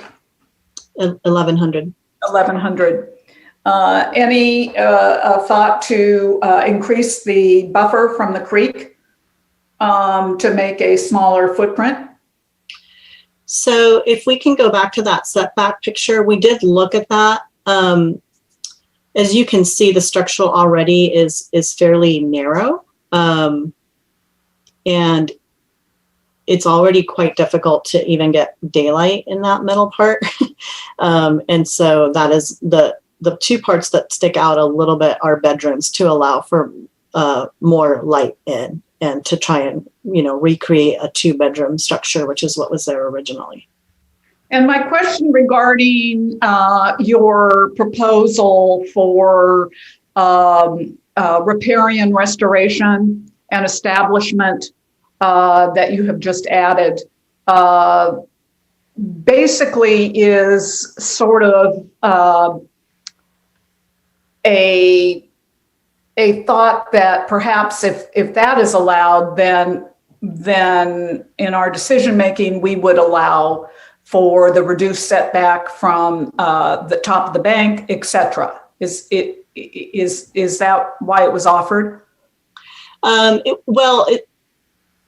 It was done to allow you to support a reduced buffer, and given the fact that this portion of the property is so physically disconnected from the creek, and the fact that it restoring on its own, even if we did not move forward with the project, is highly unlikely. It seems like from an overall value, the value to the county, to the neighborhood, to the riparian area is really to make sure that the adjacent restoration succeeds. You cite water. What is the water source? Is it MWD water or is it from a groundwater well? It is Montecito water. Okay. So does that allow? That's not correct. It's well water from my property. Oh, I'm sorry, Larry. Yeah, it's we have a well on the property, and it's that water goes over to the cottage, and it was that water that we were recommending. Oh, okay. There's no other water over there. Okay, so the proposed structure is not MWD water. It is groundwater from your well. Is that correct? It's just not land. I'm trying to, for interior use vis-a-vis landscaping, I'm trying to bifurcate that. So for interior use of that existing, through the years, that existing structure went with cottage, whatever we have, whatever you rebuilt, as far as drinking water, interior use, that was also groundwater. I believe so. I believe it's all, the only water that's ever gotten over there has been the well water. Okay. Okay. So water source is of import, and being trucked in as the county is contractor is going to provide, the county designates groundwater may not be used. We are in a drought, and our aquifer is medium priority. And I would just sort of bring that up that as Commissioner Police mentioned, it would be, he felt it would be of great benefit indeed if it is groundwater. That is not the case.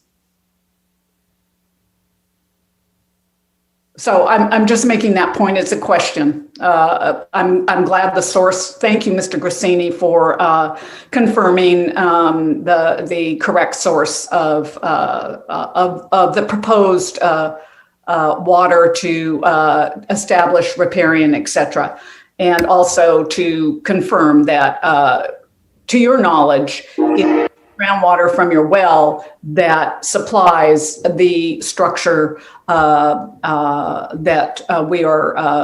is before us. Thank you very much, Mr. Grissini. I appreciate it. Chair and Commissioners, just based on that question, I just wanted to note that there's a portion in the staff report that talks about it being the ADU being served by the Montecito Water District, which sounds like is no longer correct, or the Montecito Sanitary District. I just checked the application and it does indicate that they are on public service. So if that's not correct, I just wanted everybody to be aware of that in the report and the application. Oh, okay, so it's indeterminate right now, would you say, Ms. Harris? Oh. Chair and Commissioners, I think at this point, just depending on what the commission does, we would want to get clarification on the water and sanitary service to the site, since our documentation is a bit different than what was relayed right now. I appreciate it. Thank you, Ms. Harris. I may be wrong. I don't know. I just always assumed that was the only water that was over there. But we have public water to the main house, so maybe we also have that to the guest house, the gardeners. We do, yeah. We do have a can of will serve letter from Montecito Water for the new structure.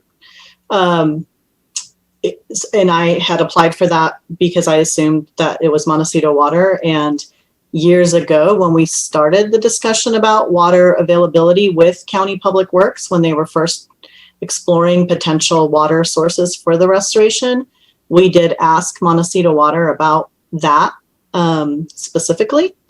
And the determination at the time was that the water could be used on the adjacent parcel for restoration, so long as we did not charge for it.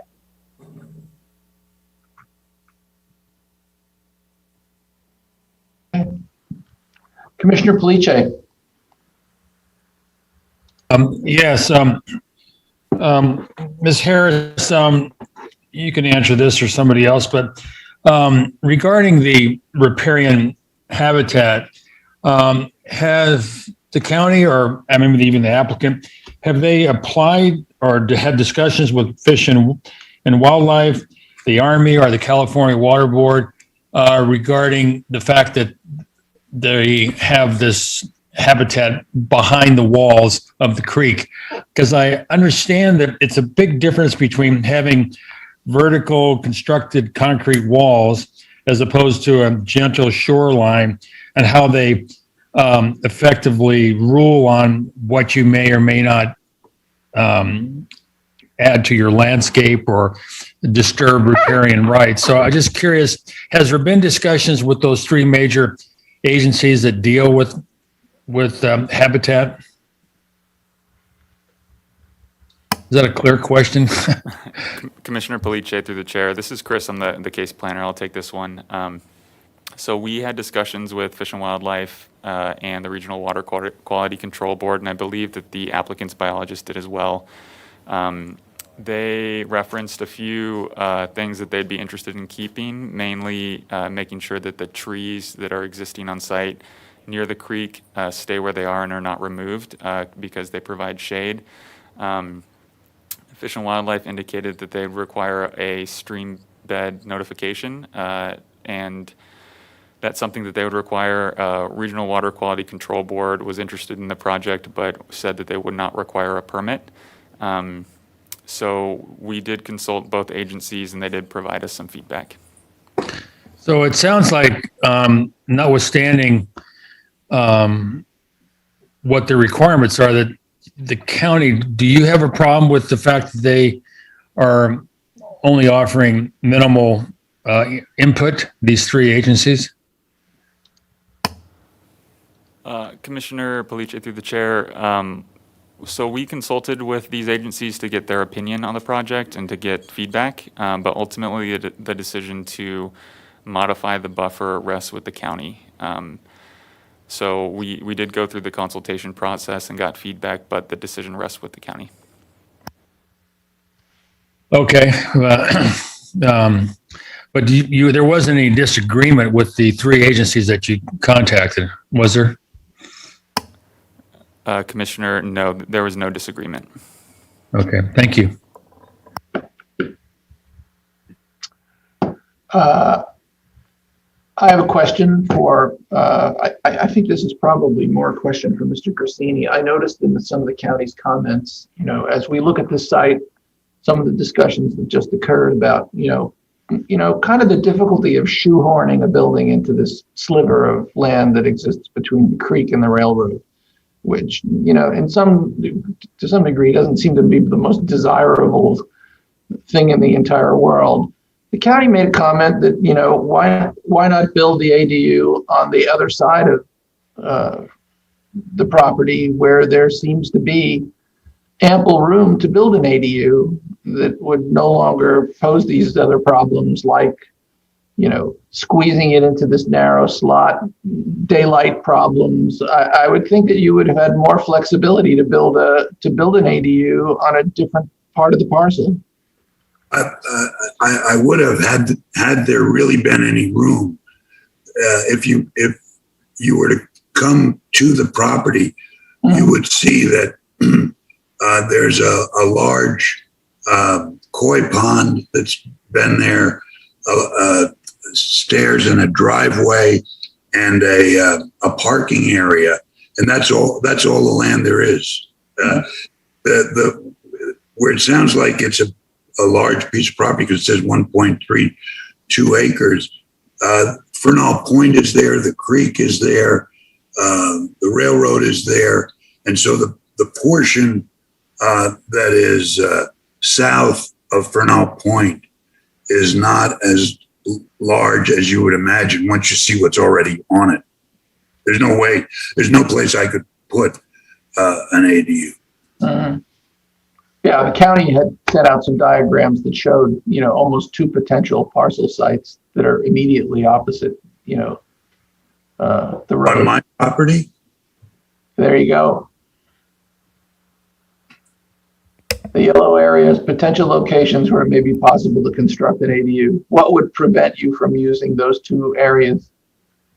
Well, the one that's northernmost, and I only get a small slide here, so I can't really see it.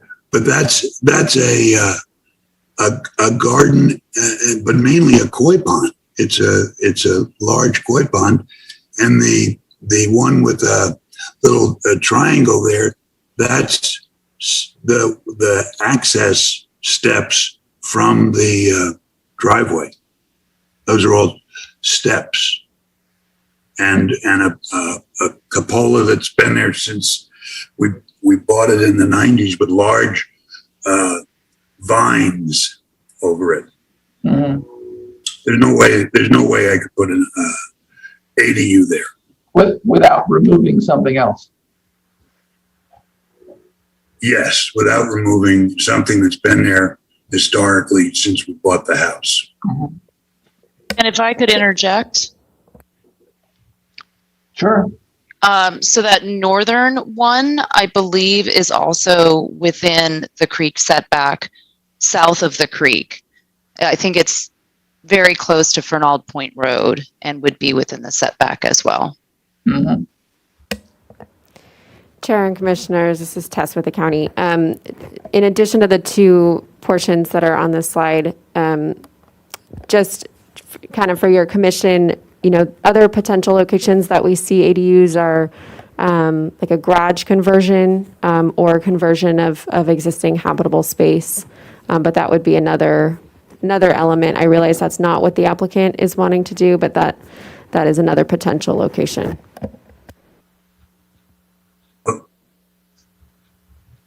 Mm-hmm. Commissioner Senauer. I have a quick question now that we're looking at the site.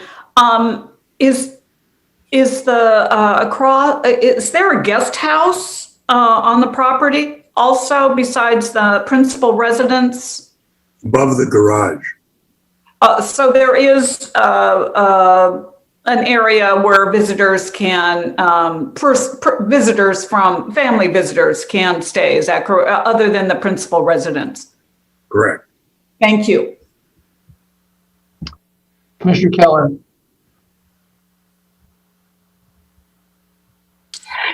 Just two quick questions about procedure, and maybe we should save this till later, but I'm just wondering who would have the authority to determine whether or not a buffer can be reduced? Maybe that's staff I'm asking. Who would make that determination? Chair and commissioners, ultimately that decision, I believe, rests with the county. So what happens is we do consultation with CDFW and the Regional Water Quality Control Board, and we get, there's some language in the policy, I believe, that talks about getting a bioreport that identifies a specific reduction in a buffer, and then the county, with that information, makes the determination. Okay.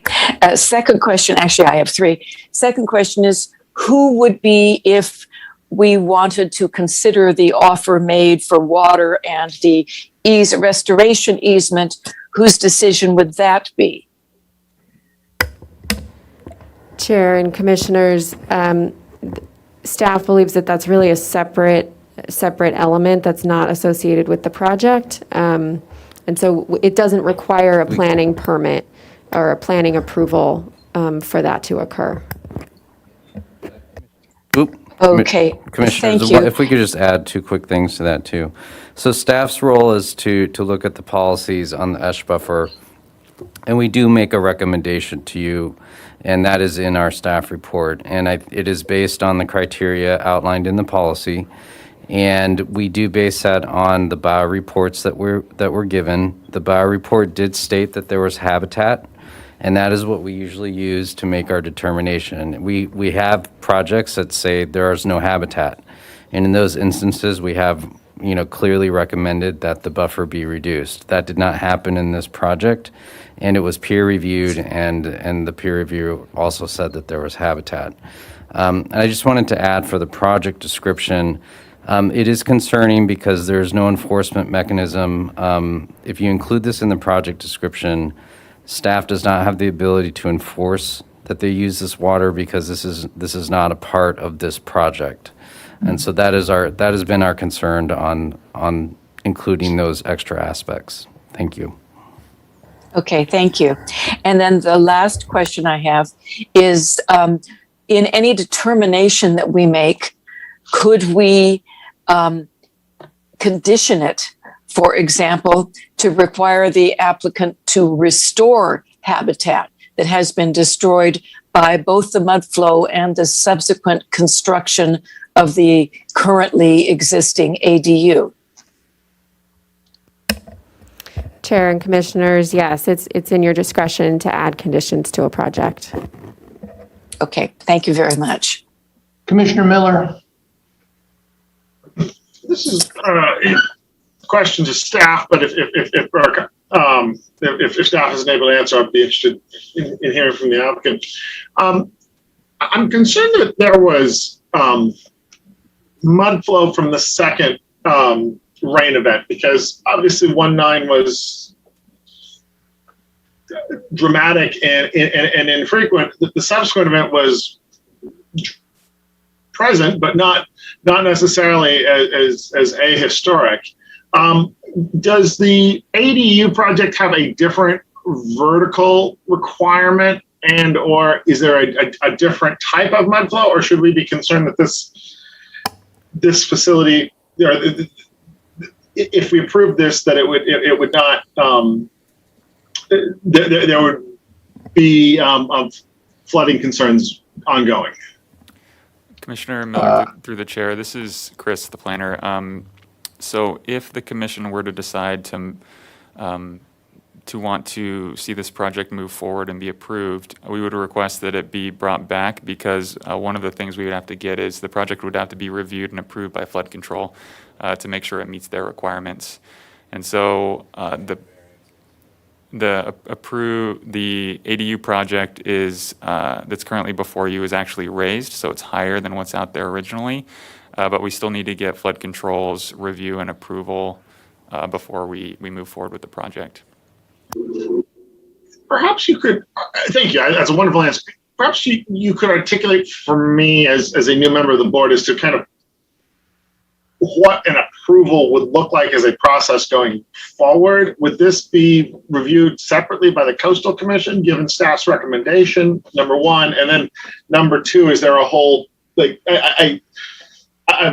maybe this comes later in our process, but I'm curious as to what balls would be set in motion by a yes vote.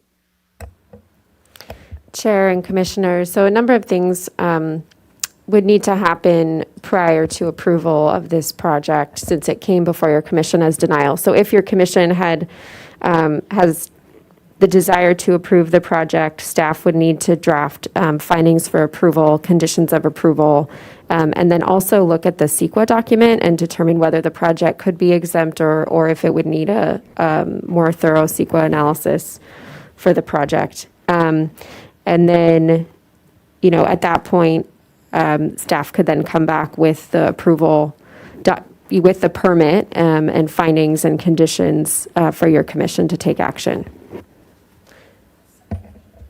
My final question on this point is that, and maybe this is too speculative, but I wish to be kind of both respectful of our county's time and money and of the applicant's time and money.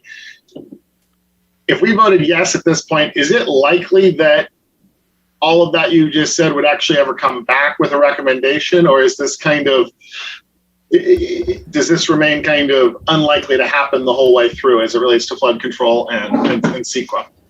Chair and Commissioners, it would come back to your commission. I forgot one other element because of the setback issues on this lot. So that diagram that you have been looking at with the front side and rear setbacks, we would need to determine what the structure would look like with those setbacks in mind and figure out if another permit type would be required, such as a variance. And so if that was the case, then you'd be hearing the ADU project and also the variance project for the ADU. Because, and maybe just to add, because staff was recommending denial, we didn't do that type of analysis at this point. Things like fire review and flood control review and approval would also need to occur. That's pretty typical with any project. And I appreciate your assisting in my education on this. Thank you. Commissioner Miller, Chair Kupiak, there's one part of your question I'd like to have staff also address. Ms. Harris, Commissioner Miller indicated about subsequent review authority. Could you outline the Coastal Commission role as far as actions on this project?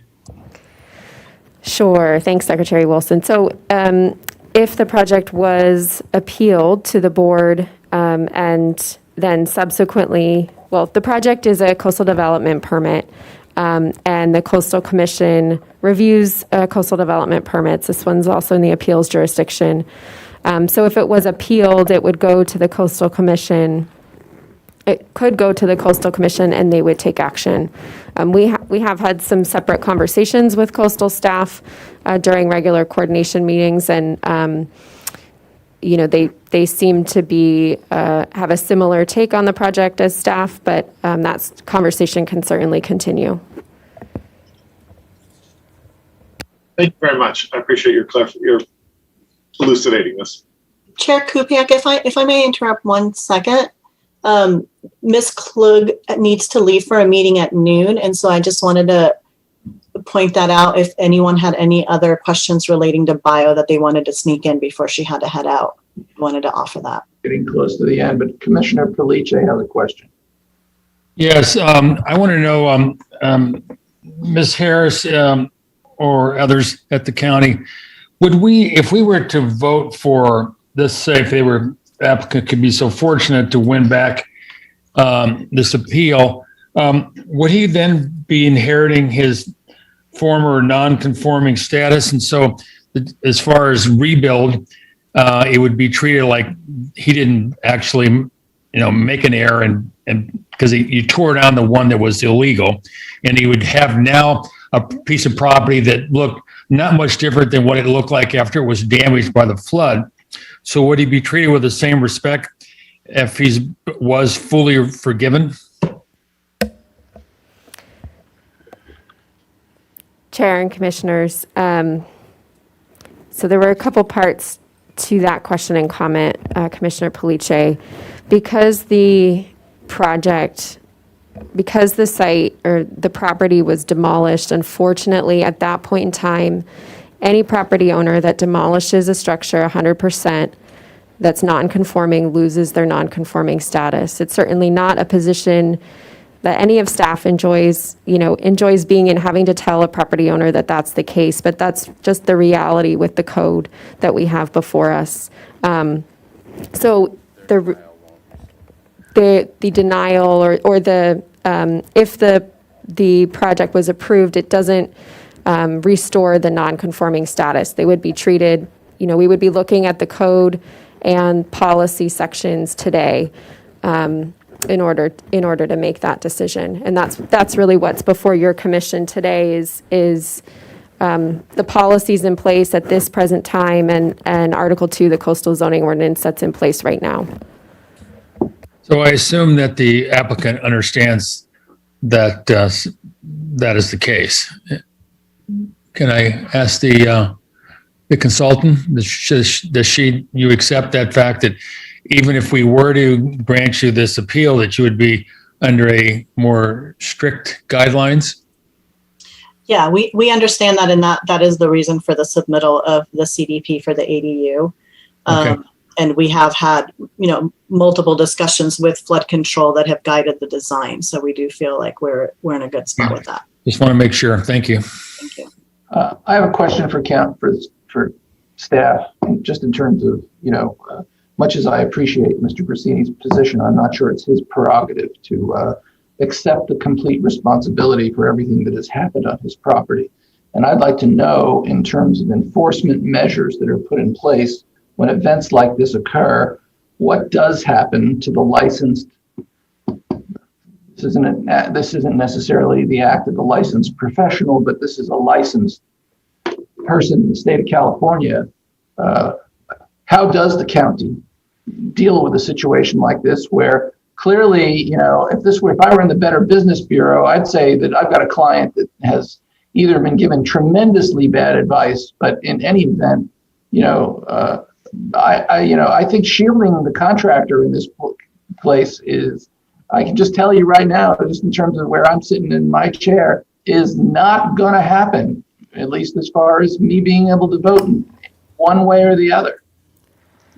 Chair Kupiak. How does the county normally deal with a procedure like this, where something as egregious as building a whole building without a permit happens? Chair Kupiak, so when we get a complaint, we work mainly with the property owner, or if the property owner hires an agent, the agent on the property owner's behalf to resolve the violation. But ultimately, the property owner themselves is responsible for any violation on their property. And so we don't go after or, try to put any punitive damages on an agent or an architect. Well, I mean, there's a licensure issue here, and the problem is the notion of an incredible amount of unpermitted construction that goes on in Montecito, where it's, I'll do what I want and I'll ask for forgiveness later, continues to go on all the time. And I have to tell you, it is a position that I cannot support. We have regulations about energy control. We have regulations about safety and seismic issues. And when these are ignored, this is an incredibly egregious act on a professional level. And it is something that just for me, I cannot possibly support. Chair Kupiak, Commissioners, just if I can just respond. The item before you is regarding to the planning permitting process. Planning has an enforcement arm where we enforce the zoning code and provisions of the Montecito Land Use and Development Code. Those enforcement strategies focus, as Mr. Smuckle indicated, on the land use and requirements for obtaining a land use permit. What you're referring to, Mr. Chair, is in regards to the person who committed the act, and that would be under a separate action.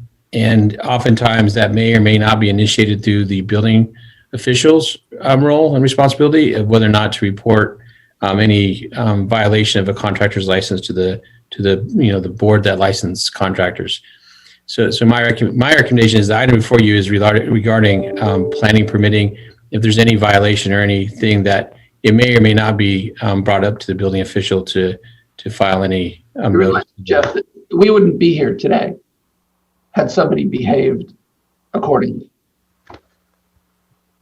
This person, Mr. Grassini, would have been able to go before the county, ask to rebuild his damaged building. He clearly, without the demolition of that structure and the rebuilding of another building, would have had a path to restore his structure legally.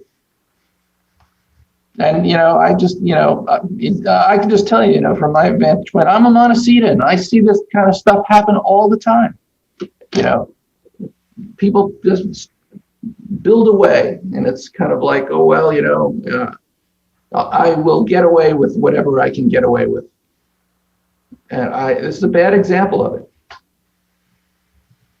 But Commissioner Police.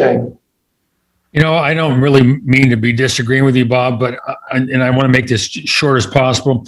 But if there's not one contractor, if an applicant can ask 20 of them, and you're going to find someone who needs to work and wants to go to work right now. So I think we're kind of chasing our tail here. And even though philosophically I agree with you, I don't think that's really that enforceable. As long as the applicant takes responsibility, we only need one responsible person here. And if he was responsible, he wouldn't have ever asked the contractor. So I don't know. I mean, I agree with you philosophically, but I think in this case, let's just let this applicant take responsibility and be done with it. I hear you. Commissioner Keller. Thank you. I apologize. I was having some power problems, and this is why things are being moved around, but I was aware and listening to everything that went on in case you wondered why the screen was going on and off. I concur with Mr. Police. I feel that the buck stops with the person who's paying the buck. And if someone gets bad advice, then that's unfortunate. They asked the wrong person. I think that it is appropriate, and I respect Mr. Grassini for taking responsibility for the decision to go ahead as he did.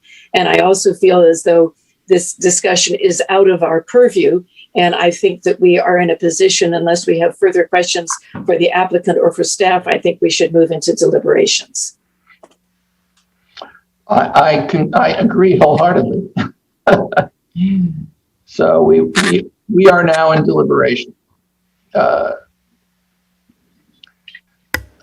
just think I'm going to kind of go around the table. Mr. Wilson has his hand. Mr. Wilson has his hand raised. Yeah, Mr. Chair, if I may just lay the groundwork as far as helping guide the deliberations today. The item that is presented today, the staff has provided analysis and documentation and recommendations in regards to denying the appeal and denying the project as outlined in the staff report on page 2 of the staff report. However, if the commission does, through deliberations, decide to take an alternative action, the recommendation would be that the material and item presented today does not support an action for approval today. So if the commission does want to, or decides, a majority decides to move in that direction, the recommendation would that the item would need to be continued to another date, and direction to staff to prepare the necessary documents and findings and complete the analysis for an approval of the project. And that would regards to coordinating with other agencies, analysis on the buffer reduction, and also any secret review that may or may not be required for the project. Currently, we don't have any hearings until September 15th, so we could continue it to a date certain, September 15th. However, depending on staff's analysis, we may need to continue it further depending on if further secret review is needed or additional information is done. But at least that would be continuing it to a date certain to provide direction to staff. So that concludes my wrap up, Chair, and I turn it back over to you. Thank you, Jeff. I'm just gonna, blanket ask, Ron, where do you sit on this matter? I sit on the side of the applicant here in the sense that, not that I think that he did the right thing by trying to slip it by the county and build the structure back. I think by him owning the fact that he'll take that down completely, to me, that's an act of forgiveness on my part if you just take it down, because he went through a lot of expense and he got caught, and that money's wasted. He's got to start over again. And if he can start over again and please all the agencies that he has to please, I'm okay with him redoing it. So there's basically where I stand. Thank you. Donna? Commissioner This is a project that listening to the applicant, the county, and the appellant in all areas, be it ESHA, riparian, square footage, the new addition of will supply water for, enhancement of riparian for the county and an easement. There are many moving parts to this, but to me, after reviewing this in detail and doing due diligence, I am unable to support the appellant, and I am supportive of the denial of this project. Commissioner Keller. Thank you. One of the complications of this project is the emotional component, and I am very sympathetic to the Grassini family historic attachment to this former cottage, but the reality is the former cottage is gone, and there is no way that cottage can be replaced. It is gone. And I'm very sorry about the hardships that Mr. Grassini related, and it does make it a very emotional position. However, I simply can't support the reduction of a 50-foot buffer, not much less the 100-foot buffer, but a 50-foot buffer to 6 to 10 feet. And I feel that we should not be making our decisions based on emotional appeals. Unfortunately, that is not our job. And unlike Mr. Police, who says, oh, let him rebuild it in the same spot, I say, yes, unfortunately, he is going to have to tear down what is currently there, and he will have to rebuild. But I support both of staff's suggestions for alternative locations. There are also alternative locations on the ocean side of the family property, which could be very, very easily adapted for another compound or a structure that would, as long as it's being used for family usage, it would simply, it would incorporate family usage just to another area of the property. None of the other parcels along Fernald Point that have a piece of land on the other side of the lane, between the lane and the railroad, have structures there, have not tried to build structures there. It is clearly not an appropriate location for a structure, as was demonstrated by the damage during the debris flow and by the subsequent water and mud damage during a heavy rain. And so on no basis can I support the applicant's request. I feel that staff's position is quite clear and compelling, and I must support staff's position. Commissioner Miller. Thank you, Mr. Chair. This is my very first case in front of me, and so I'm learning a lot in this process. It strikes me that there was a path at one time on this, and that there isn't, per the recommendation of staff at this point, I'm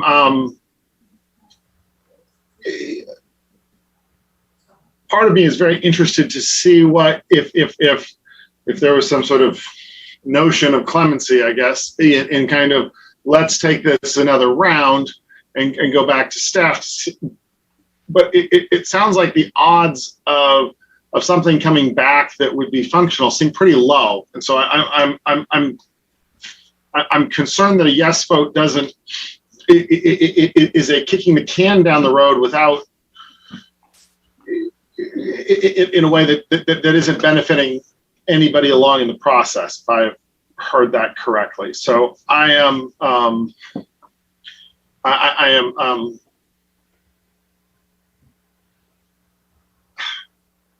sorry, I'm very divided. I guess I'm leaning slightly towards a no vote is where I'm coming from, but I'm sorry, Marshall, that we've made your first appearance at the MPC.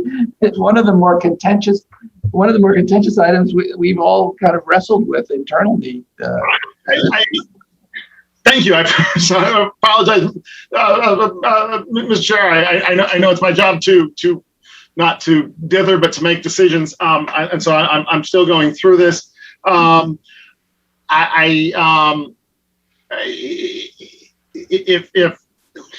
If a yes vote was likely to result in a plan moving forward that would happen, I think I would be more inclined to vote yes. So that is where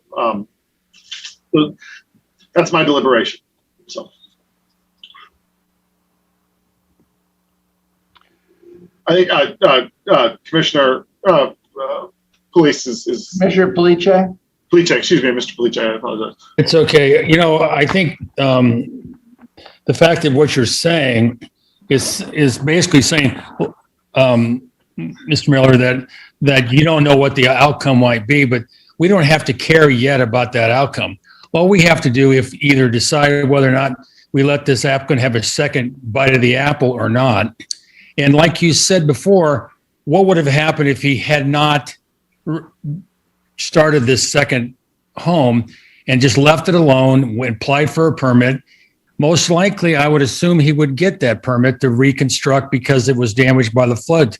Very few people have been denied that. They have had modifications to their permit, raise in height, and the likes of that. And plus the consideration that we have an asphalt road right up to the creek on the south side, to me, tells me that on the north side, if we go through and have a plan that sets aside and puts a certain respect towards the indigenous replanting, I don't necessarily see how that's so upsetting if we have asphalt running next to the creek. But I guess my main point here right now is to let you know that, you know, it's only they will have to go through hell to get this permit.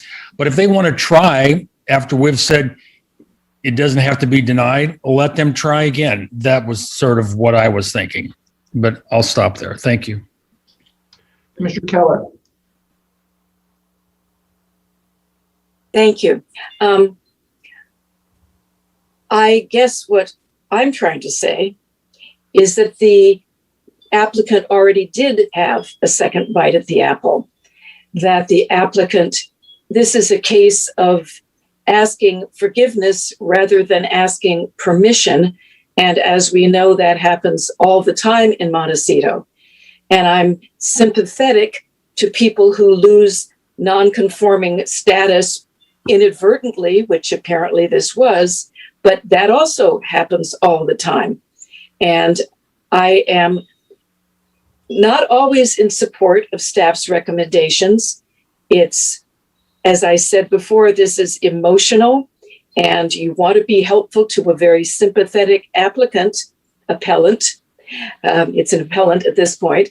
But I still feel as though it's a very clear line that staff has established, and that no kind of bargaining chips or things that are out of our control should be considered. The fact is, anything that would be rebuilt would require a significant variation of the buffer zone. It also might not be possible to do because of the setbacks that are currently on that property. And I think that the recommendation of staff is very fair and very clear. And it's a difficult decision, as I say, because we have such a sympathetic appellant and who is willing to take responsibility for a mistake, or what he describes as a mistake in judgment. Or it could be an appellant who didn't think anybody would report his new ADU and did get it reported. So I think we should avoid looking at all of these extraneous matters, which may or may not be sympathetic to the case.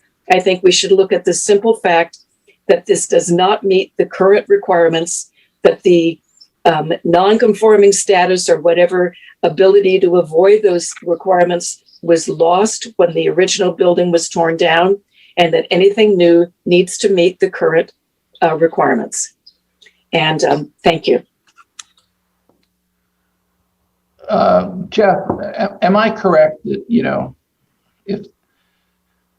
if there's a third bite at the apple here, that this ultimately comes back to us for approval or denial of the project?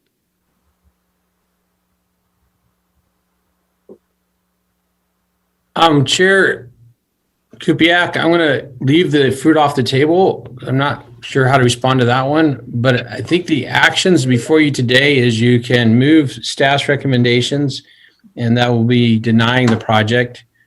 If you wanted to consider approving the project, as I indicated earlier, the commission would have to have a majority vote to continue it to another date and provide direction to staff. So that's kind of the options before you today. Continuing it for approval would require. Here's my question. I want to be if the applicant is allowed to move forward in some way to try to develop this project, if we decide that we will allow them to start, there are other agencies that have to be involved.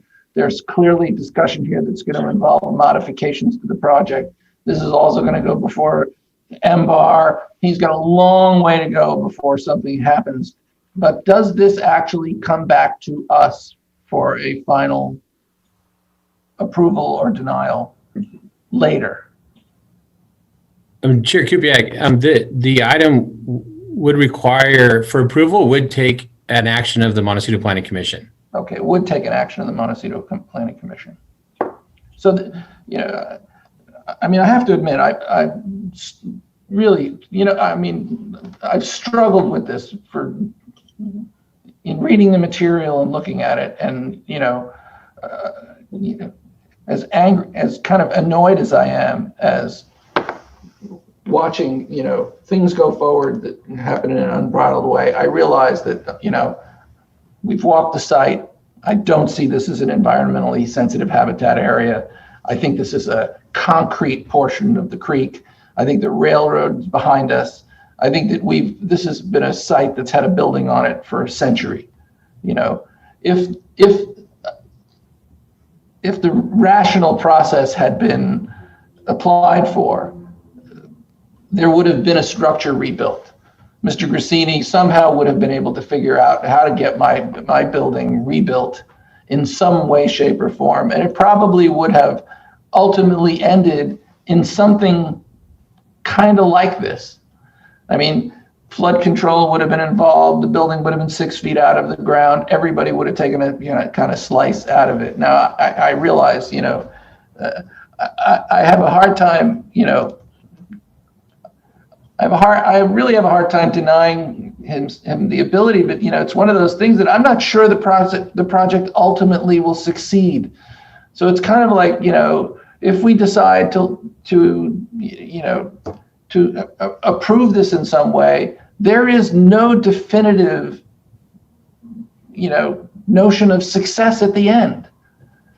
I don't know what we'll be looking at a year from now when this project comes before, and I can bet that it's going to take a year before it gets back to us before we actually were able to see anything. So I know there's a lot of risk here, which I would,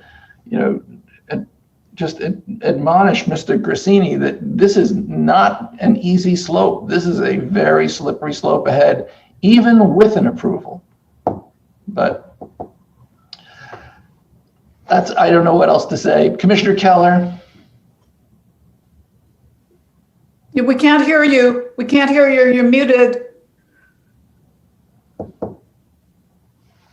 No hand. I beg your pardon. I have nothing more to say. I didn't realize my hand was still up. All right. Yeah. I have one more comment. Mm-hmm. I do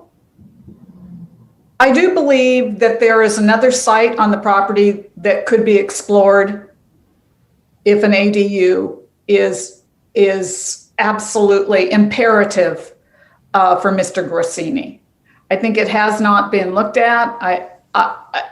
I really do. So that it is not like he, as far as my consideration and deliberation, I am not I don't believe an ADU is being precluded on this property. Mm-hmm. The whole parcel south is narrow, but it's quite, I don't know the dimensions exactly. And the overhead, the bird's eye, appears that maybe some things will have to be moved, rejiggered, reformatted. But I do believe an ADU, perhaps even at the same square footage of the project that is before us, could in fact be built. And I think that is something that I think was not considered here by the appellant, and that is basically supports my consideration for denying the appeal, because it can be, I truly believe it can be cited elsewhere on the parcel. Thank you. Commissioner Police. No disrespect, but I really believe that the applicant has a right, if he owns the property, and if he says, I don't want to put an ADU that tears up the landscape or changes my garage, it's going to make my south portion of my parcel look and feel not like it used to feel, and I just want to build where I had it before. And if it's set there for 100 years, who are we to say that shouldn't be put back, even if he made a mistake? If he tears down the mistake, he can then, if we could just, erase that mistake, I think he has a right to build where he's asking to build it. And I think that we should allow the applicant to just make his own decisions within the law of where to build. And you may be totally right, Commissioner Donna, that it is not his right to build there. But I'm just saying, from my perspective, I think he should have the right. Sorry. Thank you. Donna? I just want to, Commissioner Keller, this will take 1 minute, but referencing the location of an ADU in policy specifies that it be as close to the principal residence as possible, which this is not. So it's not a matter of just, what an applicant wants or et cetera. There are parameters, and one of the language in one of those parameters, it should be located as close to the principal residence as possible. So I just wanted to go there, Commissioner Police. Thank you. Commissioner Keller? Thank you. I would like to echo Commissioner Senauer in terms of, it's not like we are denying the applicant, I'm sorry, we need to call him the appellant, which is what he is, the ability to build an ADU. We're just saying this is not the appropriate location for it, and you need to explore other locations. And to that end, I would like if we could have some clarity, because according to the schematic that we were given with the setbacks, it looks as though there is a difference of opinion as to what the rear setback, i.e. the one toward the railroad track, looks like there's a difference of opinion as to how much that should be. And I would like some clarification on that, because I think it seems obvious to me that the building envelope is simply not large enough to sustain what he wishes to do, even if he were allowed to do it. And I would like clarification on that, please. Well, Commissioner Keller, I just want to say that, if in fact he's allowed to move forward in some way, shape, or form, he has to go through an entire legal review process. Mr. Chair, I would like a response from staff, if you please. Sure. Commissioner Keller, through the chair. So the rear property boundary that you saw on the schematic shows a rear property setback of 25 feet, a side setback of 10 feet, and a 20-foot front setback from Fernald Point Lane. So since Fernald Point Lane is a private roadway, the setbacks would be as shown. Interior lots, the property would not be considered an interior lot, which is what the appellant was referencing in their presentation. So appellant's point of reference was it being an interior lot, which it is not. That is correct. Thank you. Okay, I was just trying to make the point that not that there isn't, if we denied the deny, or if we denied the deny, yes, appellant would still have a whole procedure to go through. But I think rather than going that direction, that appellant should be open to the fact that this simply is not the best place to rebuild an ADU of the sort that he would like to have for his family, especially since it would require a subversion of current ESH requirements, and that better energy would be spent in looking at an alternative location on his property and pursuing that. And I just, once again, I cannot support that kind of reduction of the buffer, even though this area is not currently attractive. If we support the denial of his appeal, I would like to add a condition that some replanting be required, since clearly there was more there prior to the demolition of the original non-conforming structure and the building of the second ADU.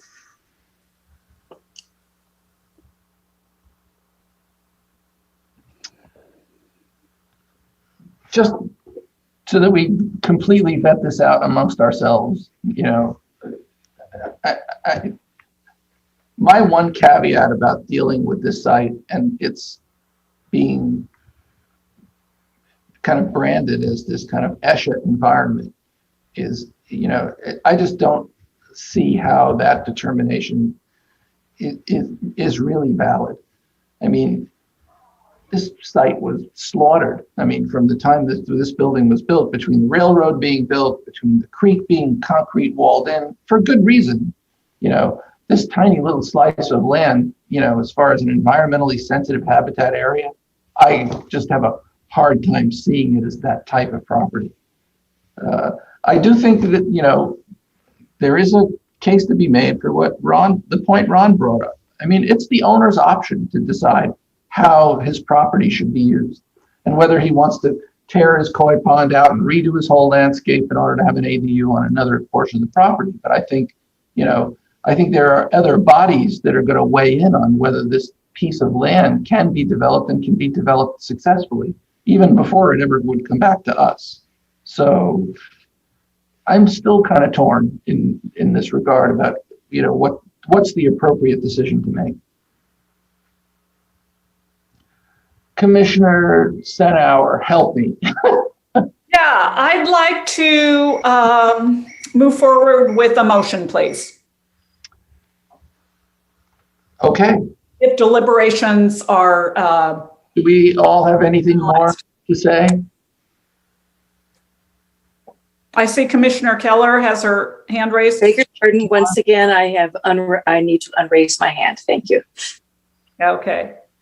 Okay, so if the understanding is Commissioner deliberations have been completed, I'd like to move forward a motion of staff recommendations to 1, deny the appeal, 2, make required findings for denial of the project, and determine that the denial of the project is exempt from CEQA, and deny the project de novo. As I'm seeing on page 2 of the staff report. And I would second that motion. Roll call vote.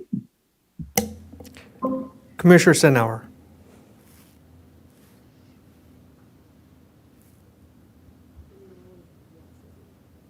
I believe you might be on mute, Commissioner. Thank you. I just want to be clear that the motion is to deny the appeal, correct? Correct. Yes. Commissioner Police. No. Commissioner Keller. Yes. Commissioner Miller. No. Chair Kupiec. No. Motion fails 2-3.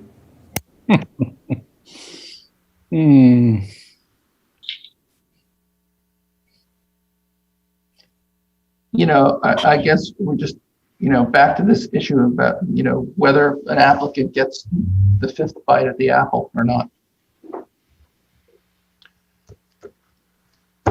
I guess from my vantage point, I would offer them the. At this point, I think we need a motion to have a continuance and to have staff come back with recommendations for approval. Yes. Isn't that, Mr. Wilson? Is that how it works? Yes. Yeah, Chair Kupiec and commissioners, so that motion failed, and I think council is going to provide direction as well. But the motion failed, so a new motion can be entered, and that motion would be to continue it if that is what the commission wants to do. As I outlined earlier, that motion could be to continue it and provide direction to staff to complete the necessary analysis and CEQA document review, and to come back at a date certain. Whether or not all those steps will be done by September is unknown at this time, but we could come back in September with the status. If it's ready, we could come back for the hearing. Otherwise, we can give a status update in September. If that's what the date to continue in September. I would like to make a motion that we continue and have the county do their analysis, and as you say, Jeff.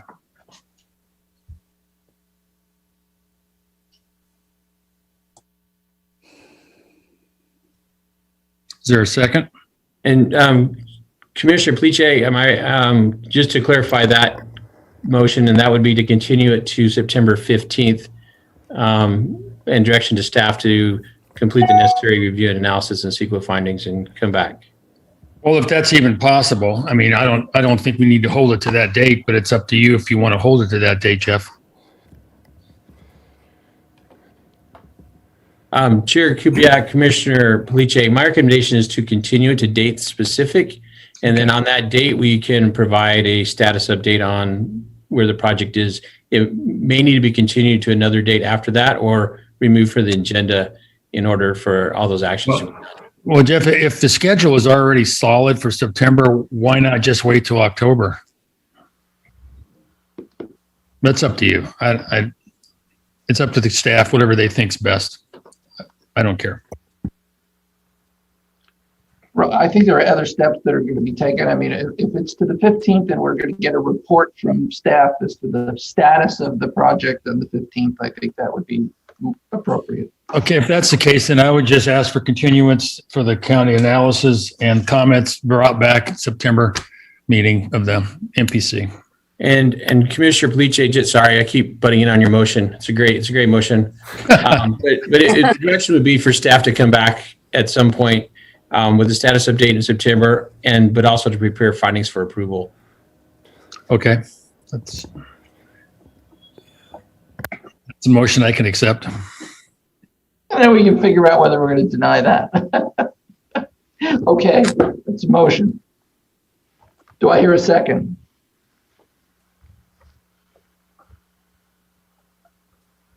I would second that motion.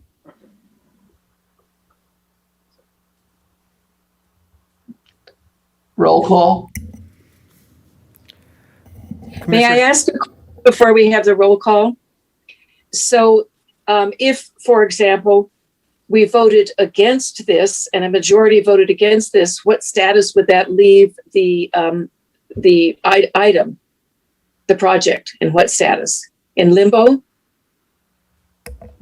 Let's just wait and find out. Well, I think that would determine what our votes might be if we knew what they meant. Well, I mean, I don't think we can leave them in limbo. I'm asking staff, please. Chair and Commissioners, Commissioner Keller, so do you mean when it comes back with findings for approval and say the commission does not have a majority vote in that instance? No, I'm talking about right now. Oh, is this okay. going to go forward regardless of how we vote? So Chair, okay, I see. Chair and Commissioners, so if the continuance did not get a full vote, then I believe it would be sort of left for the applicant to determine what to do next. I mean, there is the option for the applicant to submit a new application with a new project, and so that could occur regardless of the vote. And would that in any way Keller. shortcut the project shortcut the process we're talking about in terms of everything having to start over again? Or would it just allow the appellant to come back with a new project that we might be able to approve without having to make any kind of subsequent follow-up? So Commissioner Keller, Chair Kupiak, if I could weigh in for a second. I think your question is if the next motion fails, which was a motion to continue it and provide direction to staff. If that motion fails, then we get to continue to keep making motions until a motion passes. So the applicants / appellants have an ability or requirement to have some type of action today, whether that's to continue and provide further direction or to deny it. So my recommendation is that we get a majority vote one way or the other on some action on this project. So I think the motion's on the floor and it's been seconded. So we can discuss if it fails what the next motion may look like. Thank you. This is an unusual situation and I would like to know what the options mean. So I appreciate your explaining it.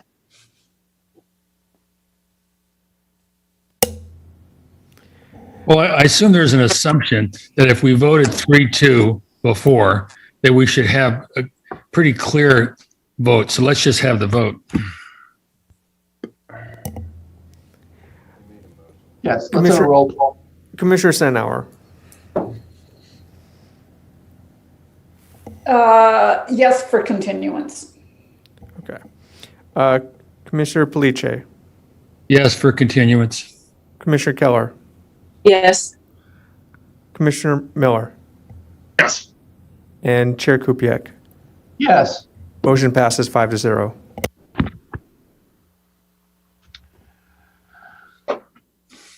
Mr. Grissini, good luck. Thank you. Thank you so much for your time today.